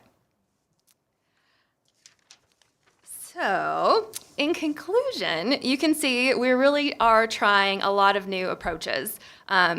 Throughout our efforts, we will be evaluating and adjusting to make sure we're getting the results that we want. We will know it's working as we see curbside waste diversion rates increase, increased subscriptions to composting, and reduced subscriptions to the 96-gallon trash carts. So we look forward to providing updates on progress about all of this. And now I'm going to hand it back over to Bob to wrap things up. Well, before you leave, actually, we'll go ahead. Bob, go ahead and wrap it up. So as Holly said, this is really different than what we've done in the past. To my knowledge, Solid Waste in Longmont's probably never done a campaign like this, so it's pretty different. One thing that, let me advance the slide. One thing that I'll come back with, or we'll come back with later this year, is a request for an additional $55,000 for this program.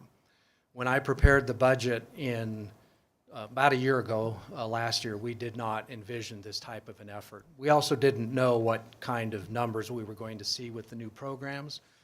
But the request for 55,000 additional will actually bring us back up and in line with what we had been spending in the most recent 8 to 9 years. So we've actually cut back in the last couple of years, and we'd like to now go back up at least for the rest of this year, and we'll have to consider that going into next year as well. The fact is Longmont collects 130 tons per collection day, which are 4 days a week, of waste. Only 35 tons of that are recycled now. That's not much. So of the 130 we collect on Monday through Thursday, only 35 tons are recyclable material. There are many studies that show as much as 70% of what is disposed of is actually recyclable or compostable, reusable. So those are good numbers, actually. They're nationwide, that's a pretty good percentage, but it's still not a good percentage in the context of overall capacity. We think, and Holly really pitched the idea that with just some minor behavioral changes of our customers, we can really add another 15 to 20 tons, we think, fairly easily. So we'd like to see that, but this ultimately has to be results oriented. If it's not, we're not going to continue with it, and we may come back to you and just let you know where we're at and what we think the numbers are going to settle in at. And then you can direct us, on policy for what you'd like to do from there if you're not satisfied. But this effort, I think, is worthwhile. There is a strong collaboration, obviously, of our program with the sustainability program. The program that Charlie and I are involved with in operations is a service and operations program. So we're really focused on 20 employees and 25 pieces of equipment. So we need the help of the sustainability program to kind of chart, where we're going to head with this overall. But we think that it's a good partnership and we see opportunity. The last thing here that I'm going to mention is the opportunity for Longmont to actually partner with other communities in a composting transfer station to also lower the cost right now in composting. And that's something Charlie is working on, or at least having communication on. There are a lot of different options. One idea that's been floated, it intrigues me. I don't know how viable it is, and that's using our old landfill site for a transfer station so that we can take our compostable material there and then have it hauled to a larger facility operated by A1 Organics or somebody like that. So there are some exciting opportunities ahead of us, but there's a lot of uncertainty as to where we'll end up ultimately with that. So questions? Councilmember Martin. Thank you, Mayor Bagley. I have a remark and then a question. First, this was a great presentation. I would like everybody who does reports for the city to look at this one because, yeah, but it had the goals that you set out. It had the expectations that you had when you began the program. It had which ones were met and which ones were not, backed up by data, and then you had an action plan to remediate your shortfalls and improve on your successes, and it was just great. And so I wanted to say that. I thought the cat looked a little like Bugs Bunny, but other than other than that, and then I have a question that came from a Facebook conversation that I had about dog poop, which is sorry, which is why we can't compost our dog poop when the Boulder County Trails system can compost their dog poop. Perhaps Charlie has an answer to that. That's an above the fold headline for tomorrow. Yeah, I know. Marcia Martin, it's spelled M-A-R-C-I.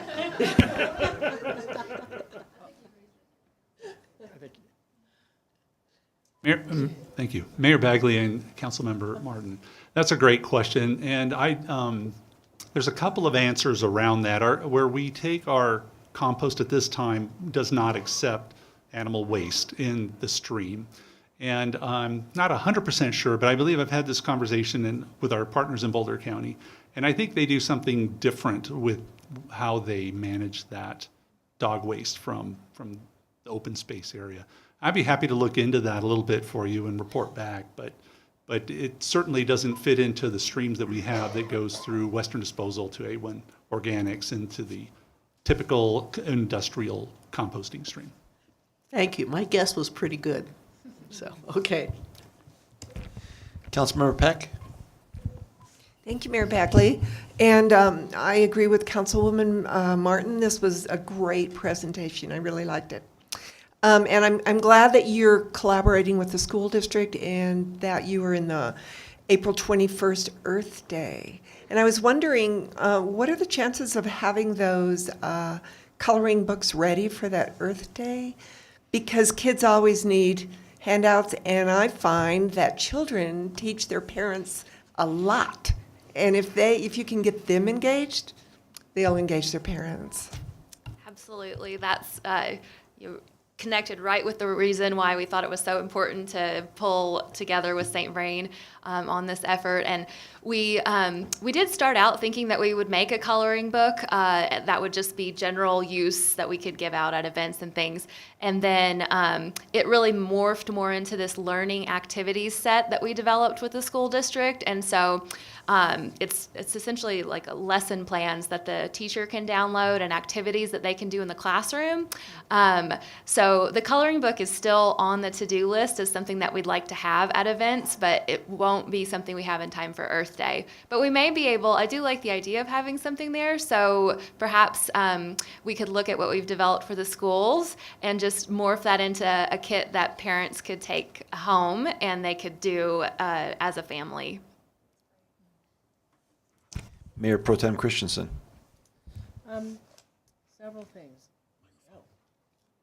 Several things. First of all, I also applaud you're getting involved with the schools, because it's easier to teach children to develop habits than it is to get adults to change. And don't underestimate children's ability to shame their parents. That's when you should use shaming, because I remember going home with when I was a kid, we were always getting things about like fire safety. It's fire safety week. So then I would go home and make a list for my parents about all the things they needed to fix in the house that were out of compliance with fire safety. And then the next week we had another thing that we were supposed to, that we could torture our parents with.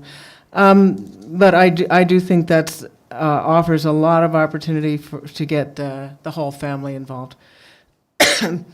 I think one thing that I have noticed about my composting, and I've been composting most of my life, but it's very hard for me to remember or to get myself set up so that I compost Kleenex and paper towels, because especially Kleenex are all over the house. They're not necessarily in the kitchen, which is where it might be useful to think of a way to offer suggestions to people on how they can set up a center for composting.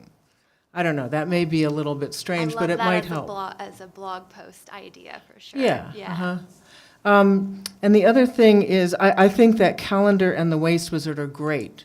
Those are two of the things that people perpetually, it's why we don't do things, because we're not really sure when it's due, and I missed the shredding event again, and and then things like, yes, the mattress and the lazy boy that needs to be recycled, and the lawn umbrella that has failed terminally, all that stuff that's very useful for people who just sort of pile it up in the corner of their yard until it's rotting and composting itself. Though once again, we're not doing many apartment buildings. right, for recycling, and are we doing, what is our situation with apartment buildings? So, Mayor Bagley and Councilmember Christensen, we do offer recycling at a number of multifamily units Yeah. that are set up where there's some responsibility in the units where people are managing properly the recycle bins. I will say that multifamily units are very difficult. When you have the very large multifamily units that have dumpsters, Yes. don't have a lot of space for additional containers. I mean, we have multifamily units that just have, some don't even have room for a dumpster, and they're just in the parking lot. So it makes it very challenging. Yeah. And also that'll apply in our composting program. It'd be very difficult to have just a dumpster out there. In short, there are a few around town that do have some recycling, but there's engagement by the property managers or somebody on site that will put the carts out and bring it in. But it is a challenge, and it's a challenge that we have across Boulder County. Yeah. I talked with our partners in Boulder County at the RCAB as we talk about that as well. Yeah. How can we improve that? With our friends at EcoCycle as well, we talk about how can we improve that. I think down the road, we might see some improvements, but building those relationships or the awareness with apartment or property managers would be helpful. But Yeah. I think our focus right now should stay primarily with our single-family residential or the smaller, up to 8 units, where we can really be successful Yeah. and then edge into that. And I believe that also is a part of our sustainability plan, to reach out to the multifamily sector. Yeah, later on, but try to beef up the takers for composting and recycling too. Okay, thank you. Councilmember Waters. Thank you, Mayor Bagley. So a couple questions. First of all, I want to reiterate what others have said about a nice job with the report. And it's an impressive campaign. Excuse me, Dr. Waters, could you, we're getting points to ears out there, if we could get that in there. I am curious, in terms of monitoring progress, I saw 14% current level of use for diversion and 65% use of larger containers with a target to go up and down, right? So as you talk about making progress and whether or not this is a good investment and how you'll make that decision, it'd be helpful for me to know 14%, from 14% to what, from 65% to what. And there was a reference to the city goal. And as I recall in the sustainability plan, there was a reference to the city needing to establish baseline, right? That's, I think, the last language I saw in the sustainability plan. So I'm curious, A, is there a baseline that's ever been established? And if so, what is it? And for the third kind of target here, going from A to B, from what in terms of city to what would be good enough in this plan?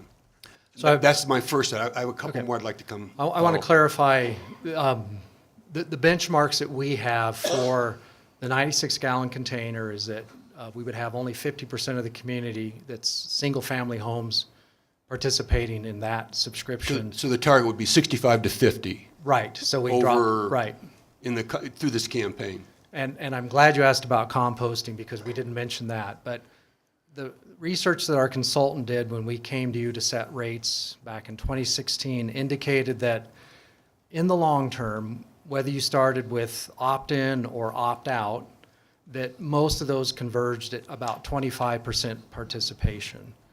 So that's still fairly low in my mind, but that's what you would expect voluntarily to participate in composting. And that's probably 5-7 year time frame. So that's the target with the use We of would Avocet, get from Correct. 14 to 25. Correct. Is there a city baseline? Have we established the baseline for cities? I think in the language in the sustainability plan, if I recall, it was for the waste diversion part of this would be to establish baseline. If that's happened, what is it and what's the target here? I don't remember the target numbers for waste diversion. Well, there wasn't in the sustainability plan because there was no reference to a baseline having been established. That would be the only way to measure progress on with this campaign, as far as because the city was one of those 3 goals, right? Yeah, I don't, so when you talk about baseline, you're talking about baseline for waste diversion overall. Well, I'm thinking about specifically as the city of Longmont sets an example for other cities. 50%. How are we going to do that? And how are we going to know whether or not we've made enough progress? I believe the sustainability plan has a 50% diversion rate or benchmark.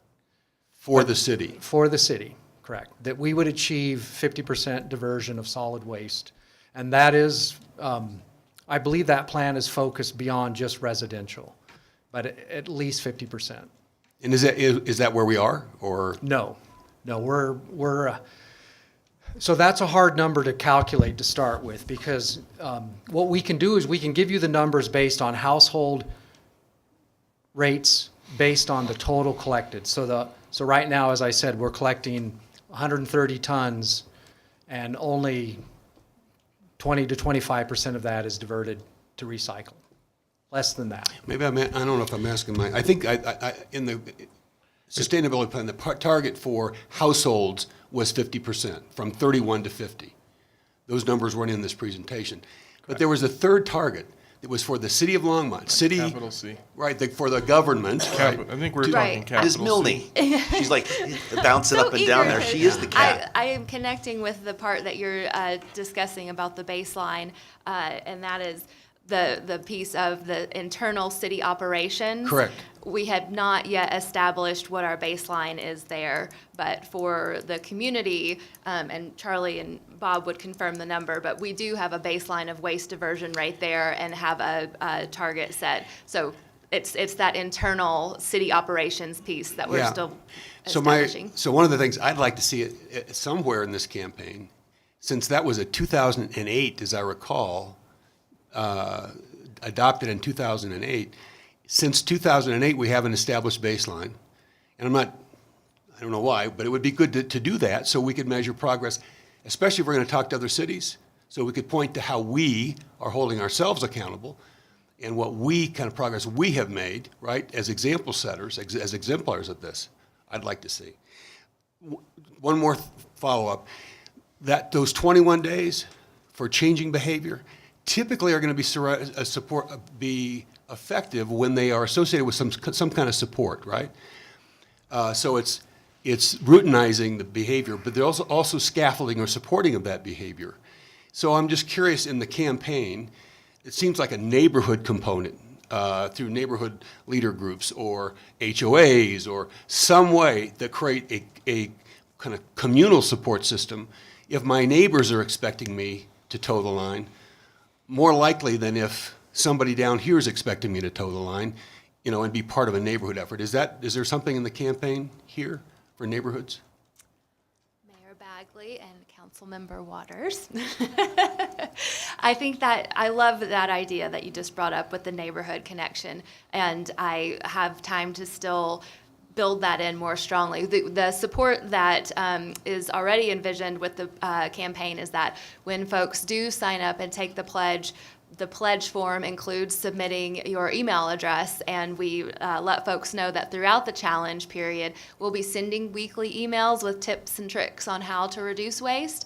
And then on social media, I can easily include that piece of show us what your neighbors are doing, but I love the idea of reaching out to the Neighborhood Group Leaders Association and letting them know that this is going on and encouraging them to adopt it as a neighborhood challenge.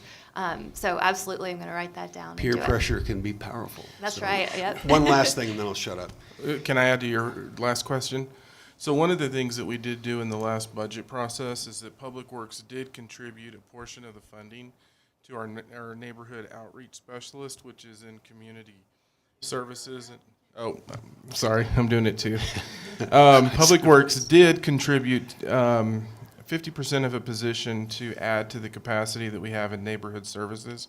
And really the intent of that is to bring that relationship with neighborhood services closer to Public Works to partner on these types of projects so that we can get that type of information out through NGLA in their context.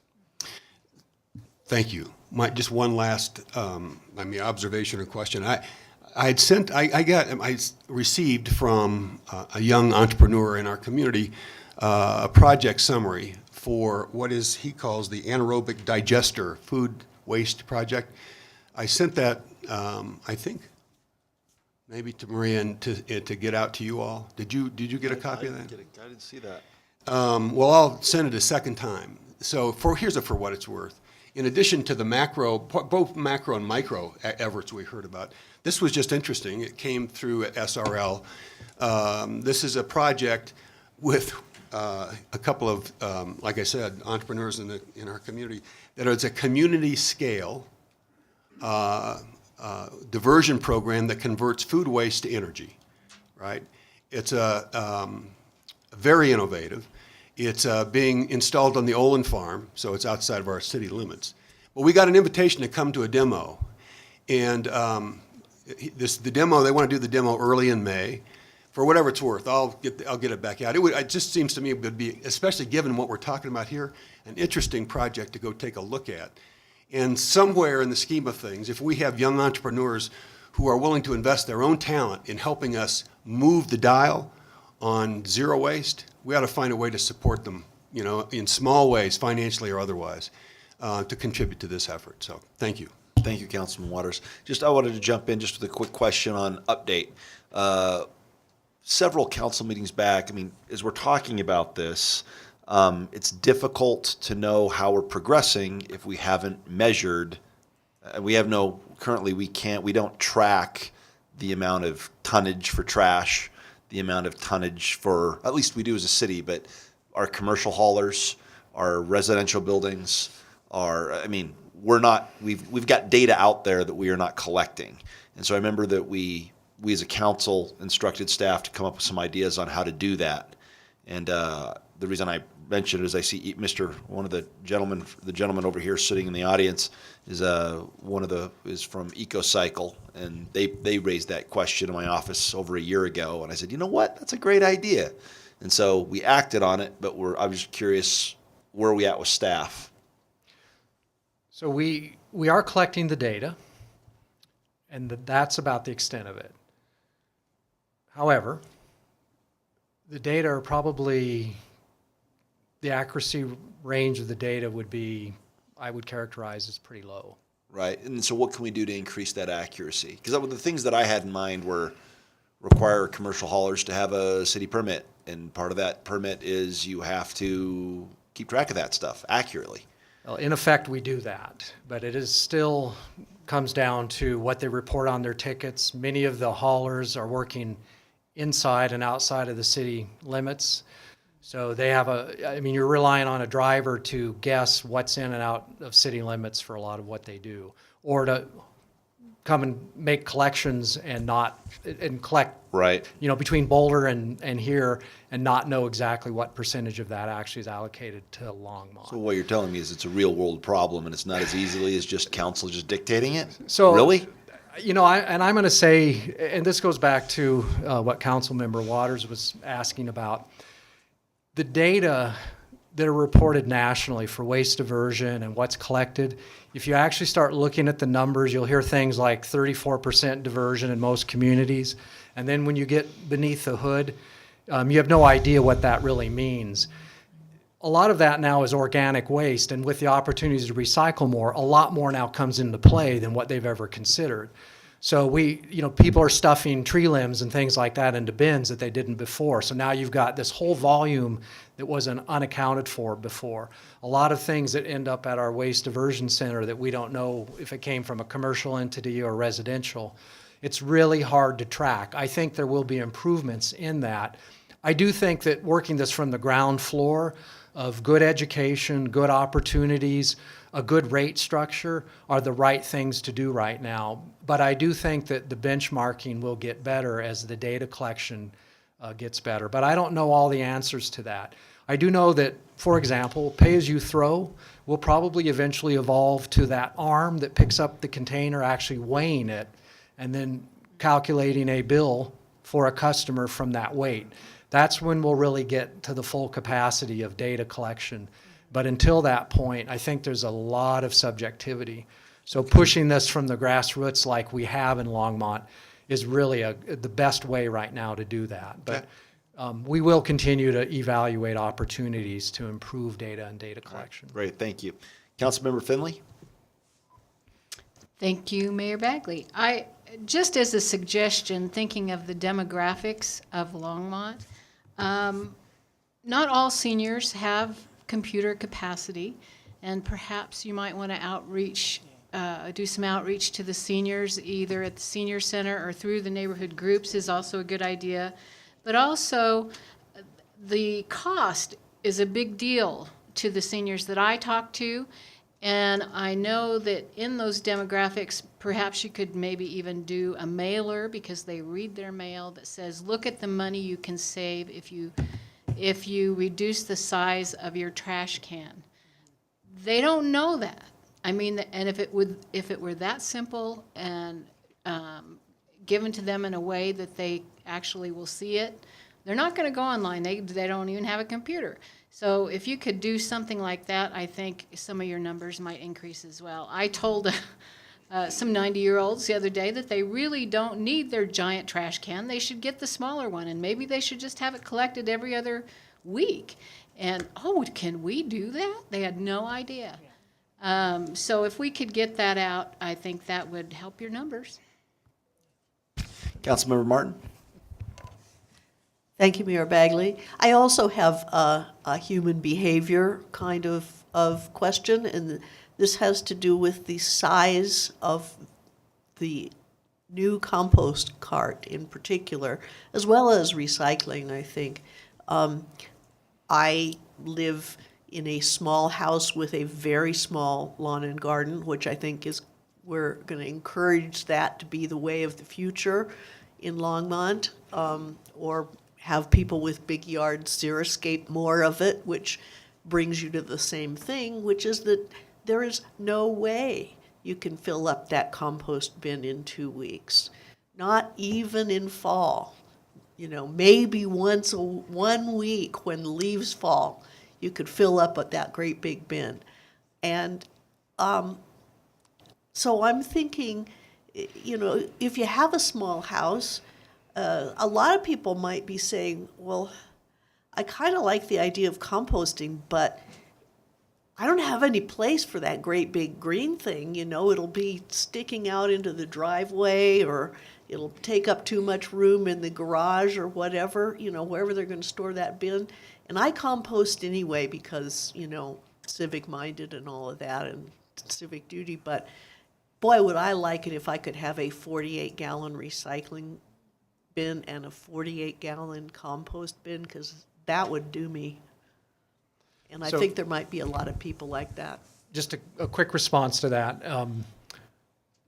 We're a small program, so when we make a change like we've made, we have to order a certain number of carts, and we tend to order probably larger than what we normally would. I think we will converge with those preferences with time, but we made the best guess we could starting this way and ordering the containers that we, thought most people would want. But we hear that, and I think we'll get there eventually. That's good. I just wanted to, put it in the back of your mind. All right. So one last comment here. I appreciated the comments about liking this presentation. And the reason I like that is because Holly put most of this together. Oh, we knew. And because she's really good at this, that means that introverts like me can now start relying on her to do a lot more of this as she figures more out. So thank you for that feedback. All right, thank you. All right, why don't we go ahead and take a brief, we've been going for 2 hours, so let's go ahead and take a 5-minute break.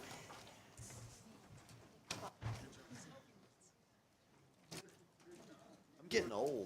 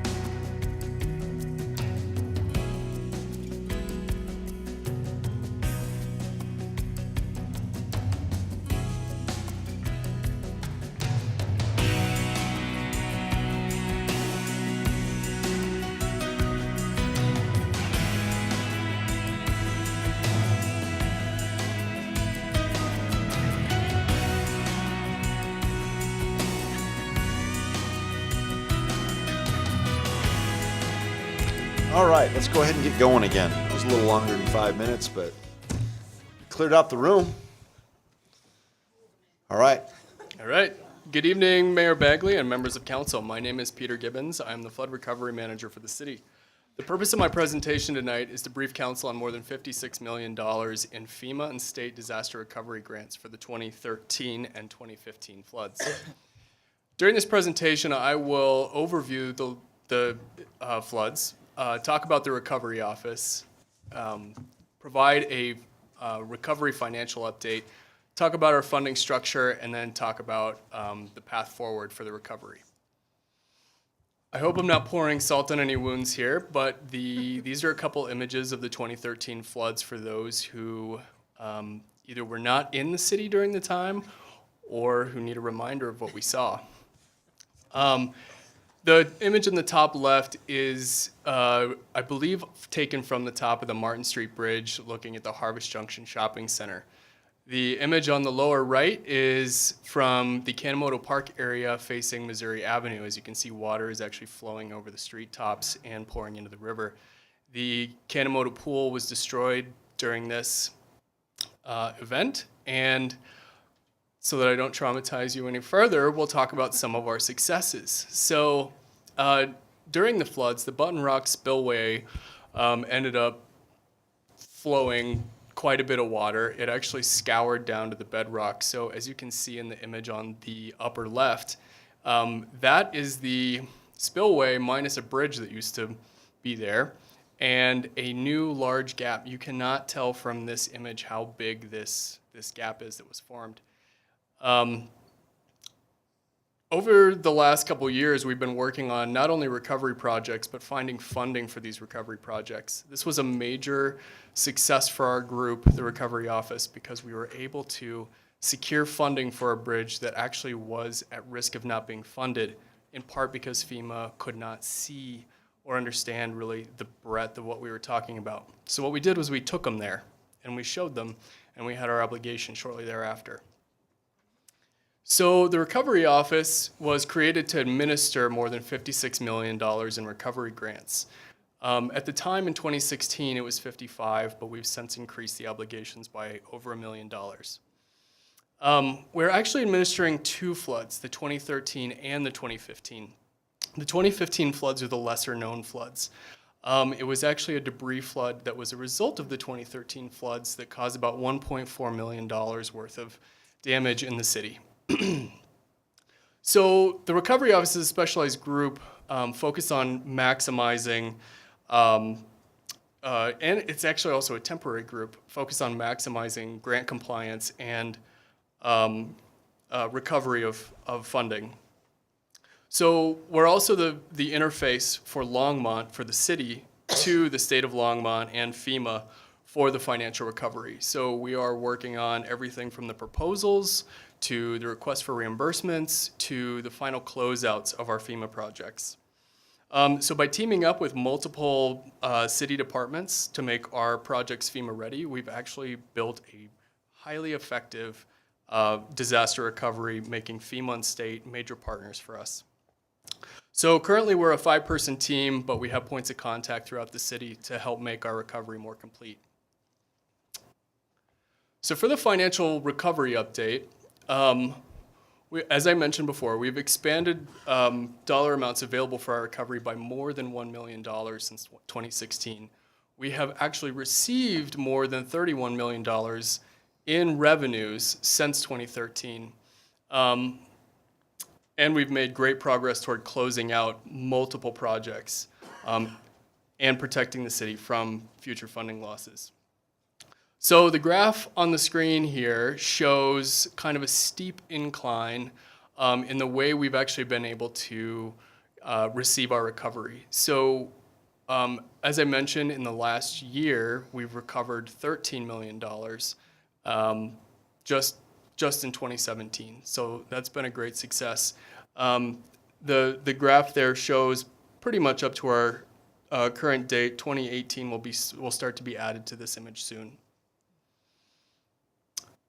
So this is just a summary table that shows what our total FEMA grant obligation amount is, which is $56 million. To date, we've received 31 million. There's approximately $25 million remaining. These numbers are difficult to pin down in some ways because our labor values, we're actually getting reimbursed for the time we spend on administering these grants. And those values make these numbers, once we get to the very end, will shift a little bit in our favor. Our construction completed project number is 37 out of 42, and Longmont has submitted 19 out of 42 for closeout with FEMA. These are incredibly complex documentation packages that we're actually building in such a way that we hope to insulate the city from future clawbacks from FEMA as the audit process occurs. So to overview the funding structure, the Recovery Office maintains our reimbursement requests on a fully up-to-date schedule. We actually are requesting money in return at the rate that we are expending work. So we are caught up to the bleeding edge of our construction activities versus our revenues. The recovery grant funding comes from 3 different places. So there's federal, state, and local match dollars involved. So, and I'll talk more about the percentages in just a moment. But a couple details that I would like to highlight for council is also that our last flood recovery project will complete construction is scheduled to in late 2020, which means that the closeout of our last projects will happen into 2021. So this table that I believe I included in the council communication and also on the screen here shows that the 2013 and 2015 floods have a slightly different funding structure. FEMA funds 75% in both cases, but for the 2013 floods, the state of Colorado provides 12.5% as a match, and we provide 12.5% to those amounts. For the 2015 flood, the city provides 25 and FEMA provides 75. It's hard to explain why, but the structure of the funds changed, and the commitment from the state ended up changing just because of the complexity of the disasters. We actually the Recovery Office tracks very closely metrics across the board for the recovery, including the timelines for returns on the paperwork that we submit to the state and FEMA for reimbursement, for closeout, and what have you. So what this table shows is the number of days it takes for us from the time we submit something to the time we actually receive payment or a confirmation on the paperwork we've sent in. For reimbursements, we're seeing 30 to 60 days, which is actually one of the fastest turnarounds, just because we're combing our documentation packages for FEMA eligibility before they go out, rather than sending it out and having them review it in great detail. Our request for closeouts, we're seeing 180 to 250 day turnarounds from the state of Colorado. And for our project scope change requests, those vary greatly depending on priority and what we're able to actually get through the system, varying between, we're seeing 250 to 360 days per scope change request, which luckily at this point are becoming less and less frequent. So for the recovery path forward, we still have approximately 40% of our recovery ahead of us. A lot of this number speaks most directly to one of our largest projects, which is the RSVP, the Resilient St. Vrain project. But our actual paperwork process for getting all of our projects closed out, including the disasters, is actually probably somewhere more in the 50 to 60% remaining range, just because of the complexity of the final closeouts. The Recovery Office staff will continue to support the process from beginning to end. So from every scope change to each of our expenses that we have to file with FEMA, all of the reimbursements. But we're shooting for and plan to achieve closeout of our entire disaster by the end of 2021. And we'll open it up to questions. I don't see any questions. Well, Mayor Pro Tem Christensen. Thank you. This is a very good presentation. I keep hearing this number floated around of we're still $58 million short of being able to finance the last chunk. So where does that fit in? Do I have the numbers right, or how does that fit into the last chunk of the river? So yeah, I mean, yes. So in general, when they're talking about that number, they're actually talking about what it takes for us to finish the Resilient St. Vrain project to Airport Road. That's different than this conversation. This is the conversation that's really focused on the amount of money that we get from FEMA in terms of what they've declared in the disaster. When Peter talks about the PAP program, where we said the majority of the money that's outstanding is really finishing the river project, that is the FEMA dollars that we moved into the river. And so for those members that weren't on council at the time, alternate procedures generally is what it's called. It was a new program for FEMA. And basically what they did is they went in and they looked at sandstone and they looked at all of these projects, and they gave us the ability to consolidate those projects into this one PAP project. We then could do the work in sandstone, and where we made the decision to leave it more natural and let the river take its course based on the river, it then gave us the ability to move those funds into the RSVP project. And so that's the number that's touching it, but that's not all of the project. Councilmember Waters. Thank you, Mayor Bagley. I got my briefing from Public Works just 10 days ago, which was very helpful for this conversation. I just want to reinforce what I think I learned or clarify. Through 2021, does that get us to Hover? That's the It just gets us to the. Yeah. So help me with the stages, Dale, and the because I know the Army Corps of Engineer project folds in here somewhere as well. But Correct. Through 2021, how far does that get us going west? So, Mayor Bagley and Councilmember Waters, just a couple of things. When Peter's referring to 2021, that's sort of the closeout of the projects that we have funding from FEMA on.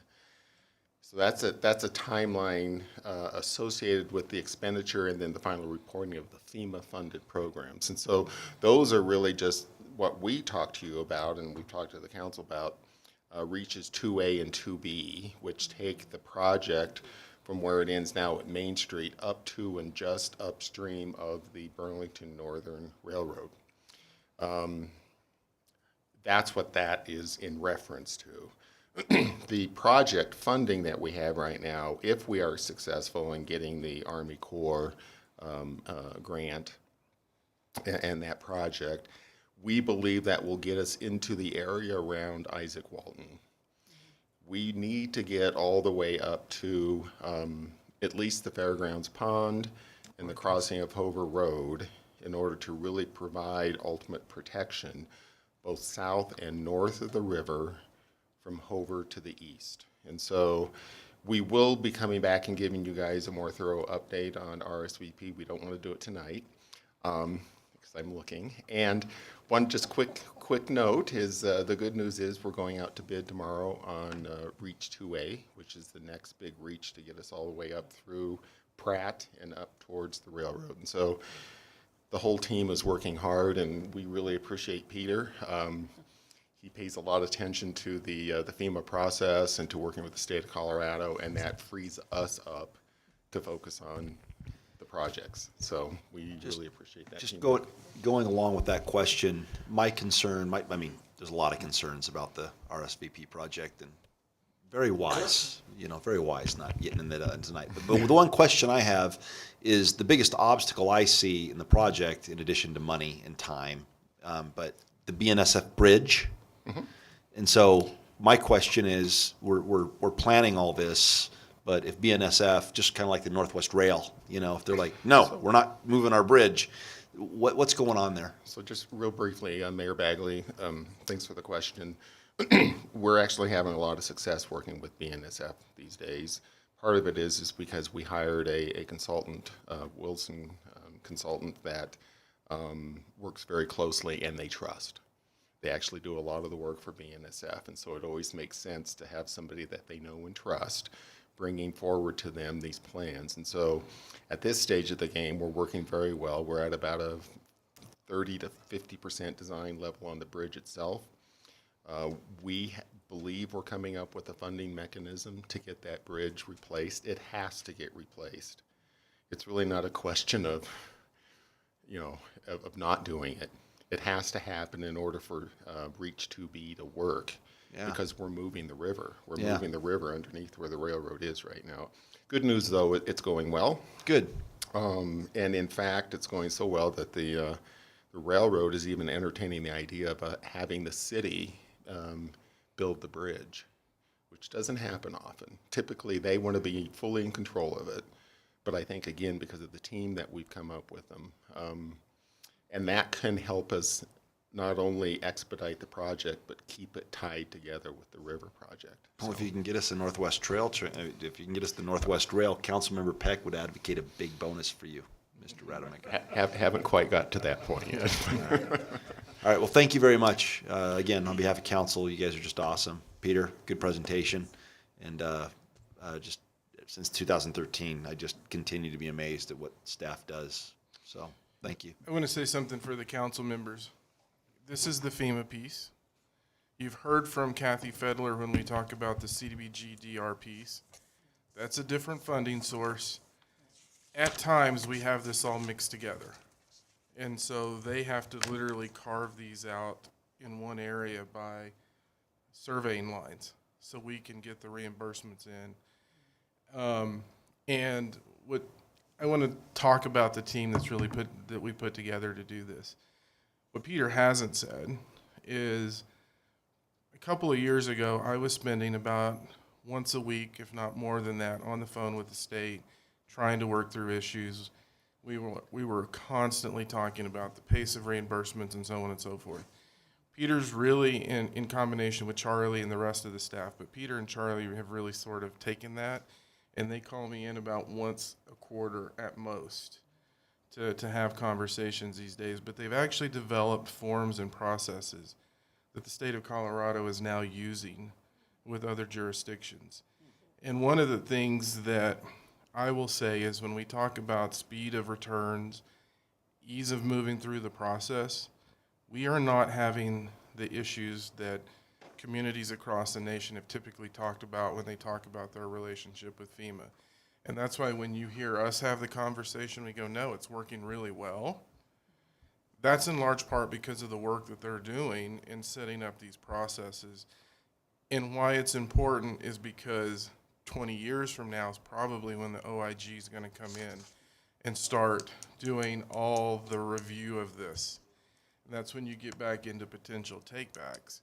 And so the work we're doing now is securing us in the future, but they are doing an outstanding job and they're making our life easier. But the other thing that's really good is if Peter's there and it's a bunch of directors and it's myself and we're sitting there going, we want to do this, and they know it's not going to work and we're not going to get it through the process, they're beating their hands on the table saying, this isn't going to work, this is how we need to do it, and they're keeping us straight, which is also really good to have that in place so you don't make the mistakes that jeopardize the financial structure in the future. So I want, and Kathy's doing the same thing on the DR, and we haven't said this in a while, but the work that's happening is amazing and it's a tremendous value to the community, and I wanted to just say this while he was here because they're doing an outstanding job. Again, good job. Order. Order. I mean, come on, guys. No clapping. Good job, Peter. All right, let's go ahead and move on to mayor and council comments. Councilmember Waters. Okay, Just, I'll be quiet from now on the rest of the evening, except I have one question. I just want to reiterate, the city manager and I visited about this, and you and I have as well, but I just, so the other council members know, I've kind of pushed to get some options for a council retreat, at least on my calendar. If we're going to do that, I'd rather do it sooner rather than later. And as my calendar now fills up in different ways than it before the election, I'd like to get the time blocked, and so we can start to think about what to do with it. Don't feel guilty. I'm with you. I've got court schedules, and I've got, yeah, the sooner the better. Do we have potential dates yet for the retreat? She's actually sending it out right now with some information about tying it into budget prioritization. So. Okay, so when you say sending it out, you're sending it out via email? Yes. Or do we want to just do what you did last time, which is, what about this date? We want to send the email out to you so you can see some of the structure that we're talking about and look at the dates. Okay. And then if we need to, we can talk about it on Friday. Perfect. Sound good? All right, great. Mayor Pro Tem Christensen.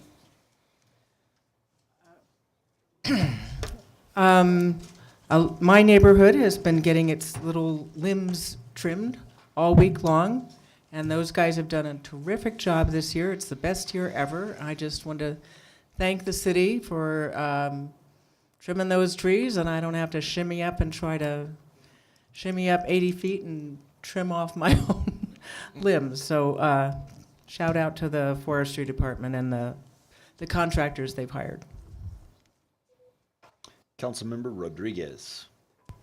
Thank you, Mayor Bagley. Good to see Peter. We graduated high school together. Yeah, I just wanted to let council know that on Friday morning, I will be with Joni Marsh and Phil Greenwald at a transportation symposium in Denver. So I will not be at the meeting. Okay. Could you make sure you get some dates? And all right, perfect. All right, great. I guess the only thing that I'd want to report back on is there was some talk. Councilmember Martin brought it up, as well as Karen Dyke, and the public invited to be heard. We had our Platte River Power Authority board meeting this week, and they did present, along with that 5-year plan that Karen Dyke was referring to. They did, that plan is for the next 5 years, but they actually had a slide that showed 2025 greater than 50%, and then 2025 to 2050 working on 100% renewable energy. And I voiced, as well as Tom Roniotis, that our resolution, et cetera, and reminded my fellow board members that until we put it in policy, it really doesn't count. And so the challenge there to the staff was to bring back something that would allow us to set policy that would really get us on board for that 100% renewable energy by 2030. And Mayor Troxel from Fort Collins, and Mayor Marsh from Loveland, and Todd, I don't remember his last name, but the Estes Park mayor.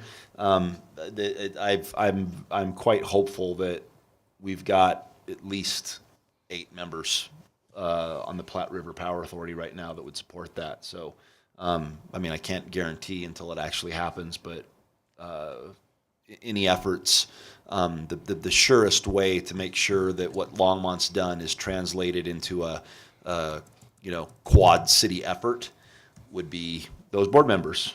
And I think that they're already leaning that way. And so I will report back, but just wanted to make sure that I thought that was important enough to bring up now rather than wait till Friday. So any other council comments? With that, let's go ahead and adjourn. Oh, actually, sorry, I don't want to hear anymore, Harold. We're adjourned. No, just go ahead. Mayor Dominguez, or Councilman, or City Manager. Mayor, Council, I actually do have one item that I need to talk to you all about. And I'm going to bring up prairie dogs again. So when we talked about that process, and you all gave us some pretty specific direction in terms of what to do, one of the items that you mentioned in that direction was to utilize our normal public engagement process. And so since then, there's been some questions regarding the timing of when we bring that item back to you. In talking with staff, they began meeting last week. They really feel like they're going to have a draft of that ordinance by the end of this month. When you add the public involvement process that you all talked about going through, that actually will extend it another month. And so we would bring it back to you in June. And so really the question that I have for you all is that what you intended for us to do, is to go to other boards and commissions and bring this policy forward, open it up for public comment, and then bring it back to you? Or do you want us to draft the ordinance and bring it back to you in terms of a first and second reading? Councilmember Peck. Thank you, Mayor Bagley. I would like you to draft it and bring it back to us first and second reading. I feel like that we've had a lot of public comment. We know what they want to do. They've given us great instruction, et cetera, and that's my comment. I guess I'd agree that, but the only thing that I'd add, I think that the prairie dog puzzle is kind of like or the prairie dog issue is kind of like those Chinese finger puzzles. The harder you pull, the more resistance you get. And so my concern as we move forward, it needs to be done, and we can't have an ordinance without a first reading at a regular session and then a second reading at a subsequent session. And the harder we push and the less public input, I agree, we've had plenty so far. But in the event that there is more needed, and I don't know to what extent more would be needed, I just want to make sure that, currently it's not illegal for people who own land to go out and kill the prairie dogs. And so I don't want to encourage that. And so whatever we do, I just want to make sure that I don't want to give them an excuse to go out and just basically solve the prairie dog problem by killing all the prairie dogs, before we actually have the chance to vote on second reading for the ordinance. So that's not counter to what you're saying. I agree with, we should bring it back. But if there is anyone in the community saying, let's have more discussion, I wouldn't necessarily be opposed to it, but I haven't heard that. Councilmember Martin. Thank you, Mayor Bagley. Not necessarily to express a contrarian point of view, but I think that there is another aspect to this situation that ought to be considered, and that is that in my observation, the city has a lot of very weighty problems in front of it. And I have a little bit of concern about establishing the precedent of a group pushing to the head of the line and disrupting the very well-ordered and general processes of the city.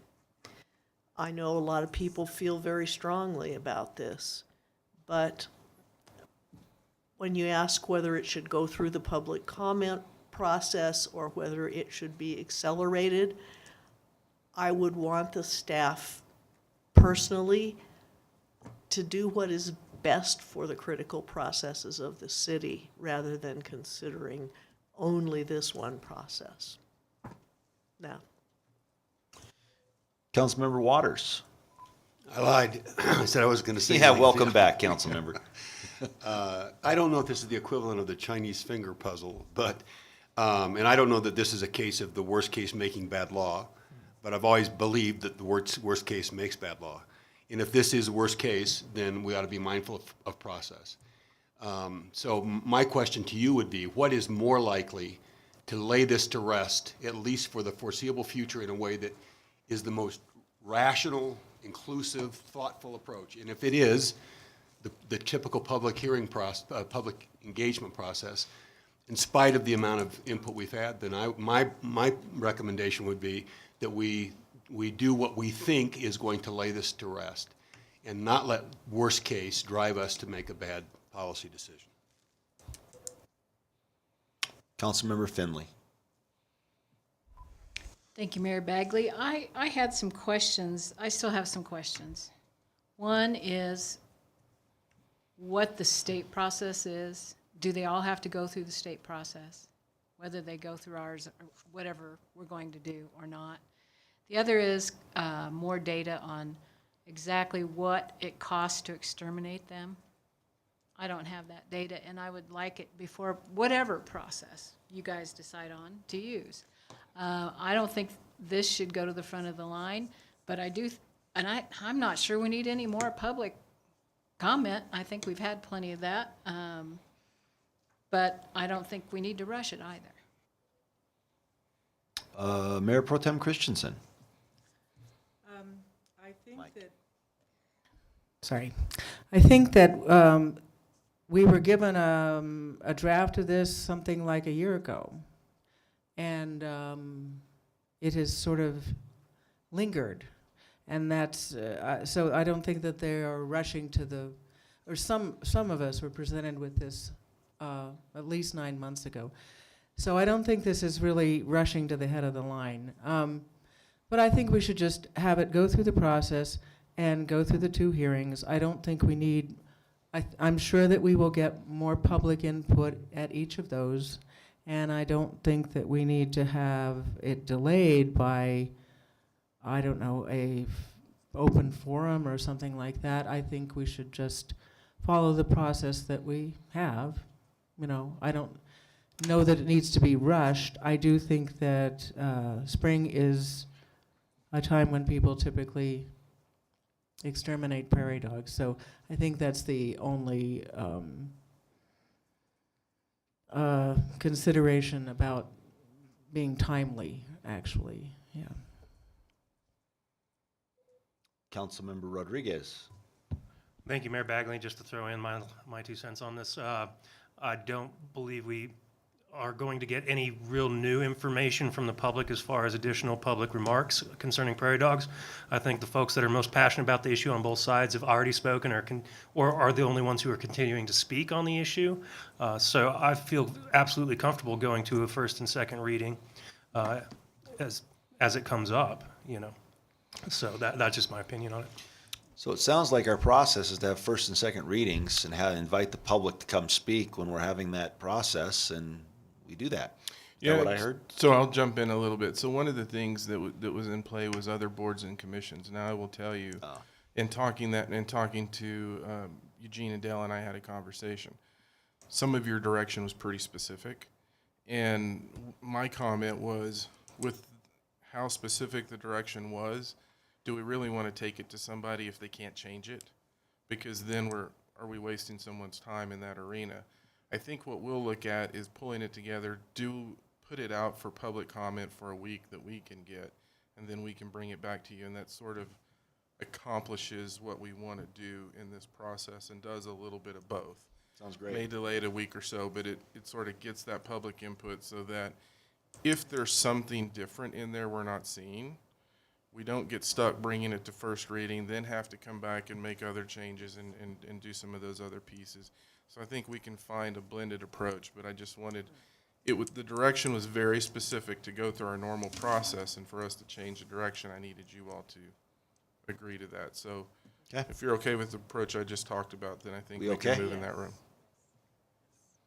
Yeah, you've got unanimous consensus. Oh, no, we do not. Council, we have almost consensus, but Councilmember Martin? Thank you, Mayor Bagley. I just want to remind everyone that although we have one really passionate group, we do have other stakeholders. So I think the city manager's idea of having a comment period, but not necessarily a full-on public hearing, is fair. Because if there are other stakeholders that are extremely inconvenienced by our very specific directions, then we should give a chance for them to speak. Yeah, I think the only thing we're not doing is going to the boards. That's the time saver in this. And we will have public invited to be heard at the first meeting, and then we will actually have public invited to be heard and a specific hearing for the second reading. Councilmember Peck. Thank you, Mayor Bagley. And just to reiterate, the information that Councilwoman Finley wanted, the data. Right. Yep. Okay, thanks. Now, I will say all of this is with the caveat is we have some other really big things happening that may push this a little bit. And, you know, you've heard us talking about affordable housing, oil and gas, those types of things. That timing at times really pushes things, and we need to react quickly. So as long as we're going to move with expediency, but other things may come in that are more timely. We won't hold it against you. We hear you. City Attorney, do you want to show the city manager how it's done, please? Sure, Mayor. No comments. Thank you, Mr. May. We're adjourned.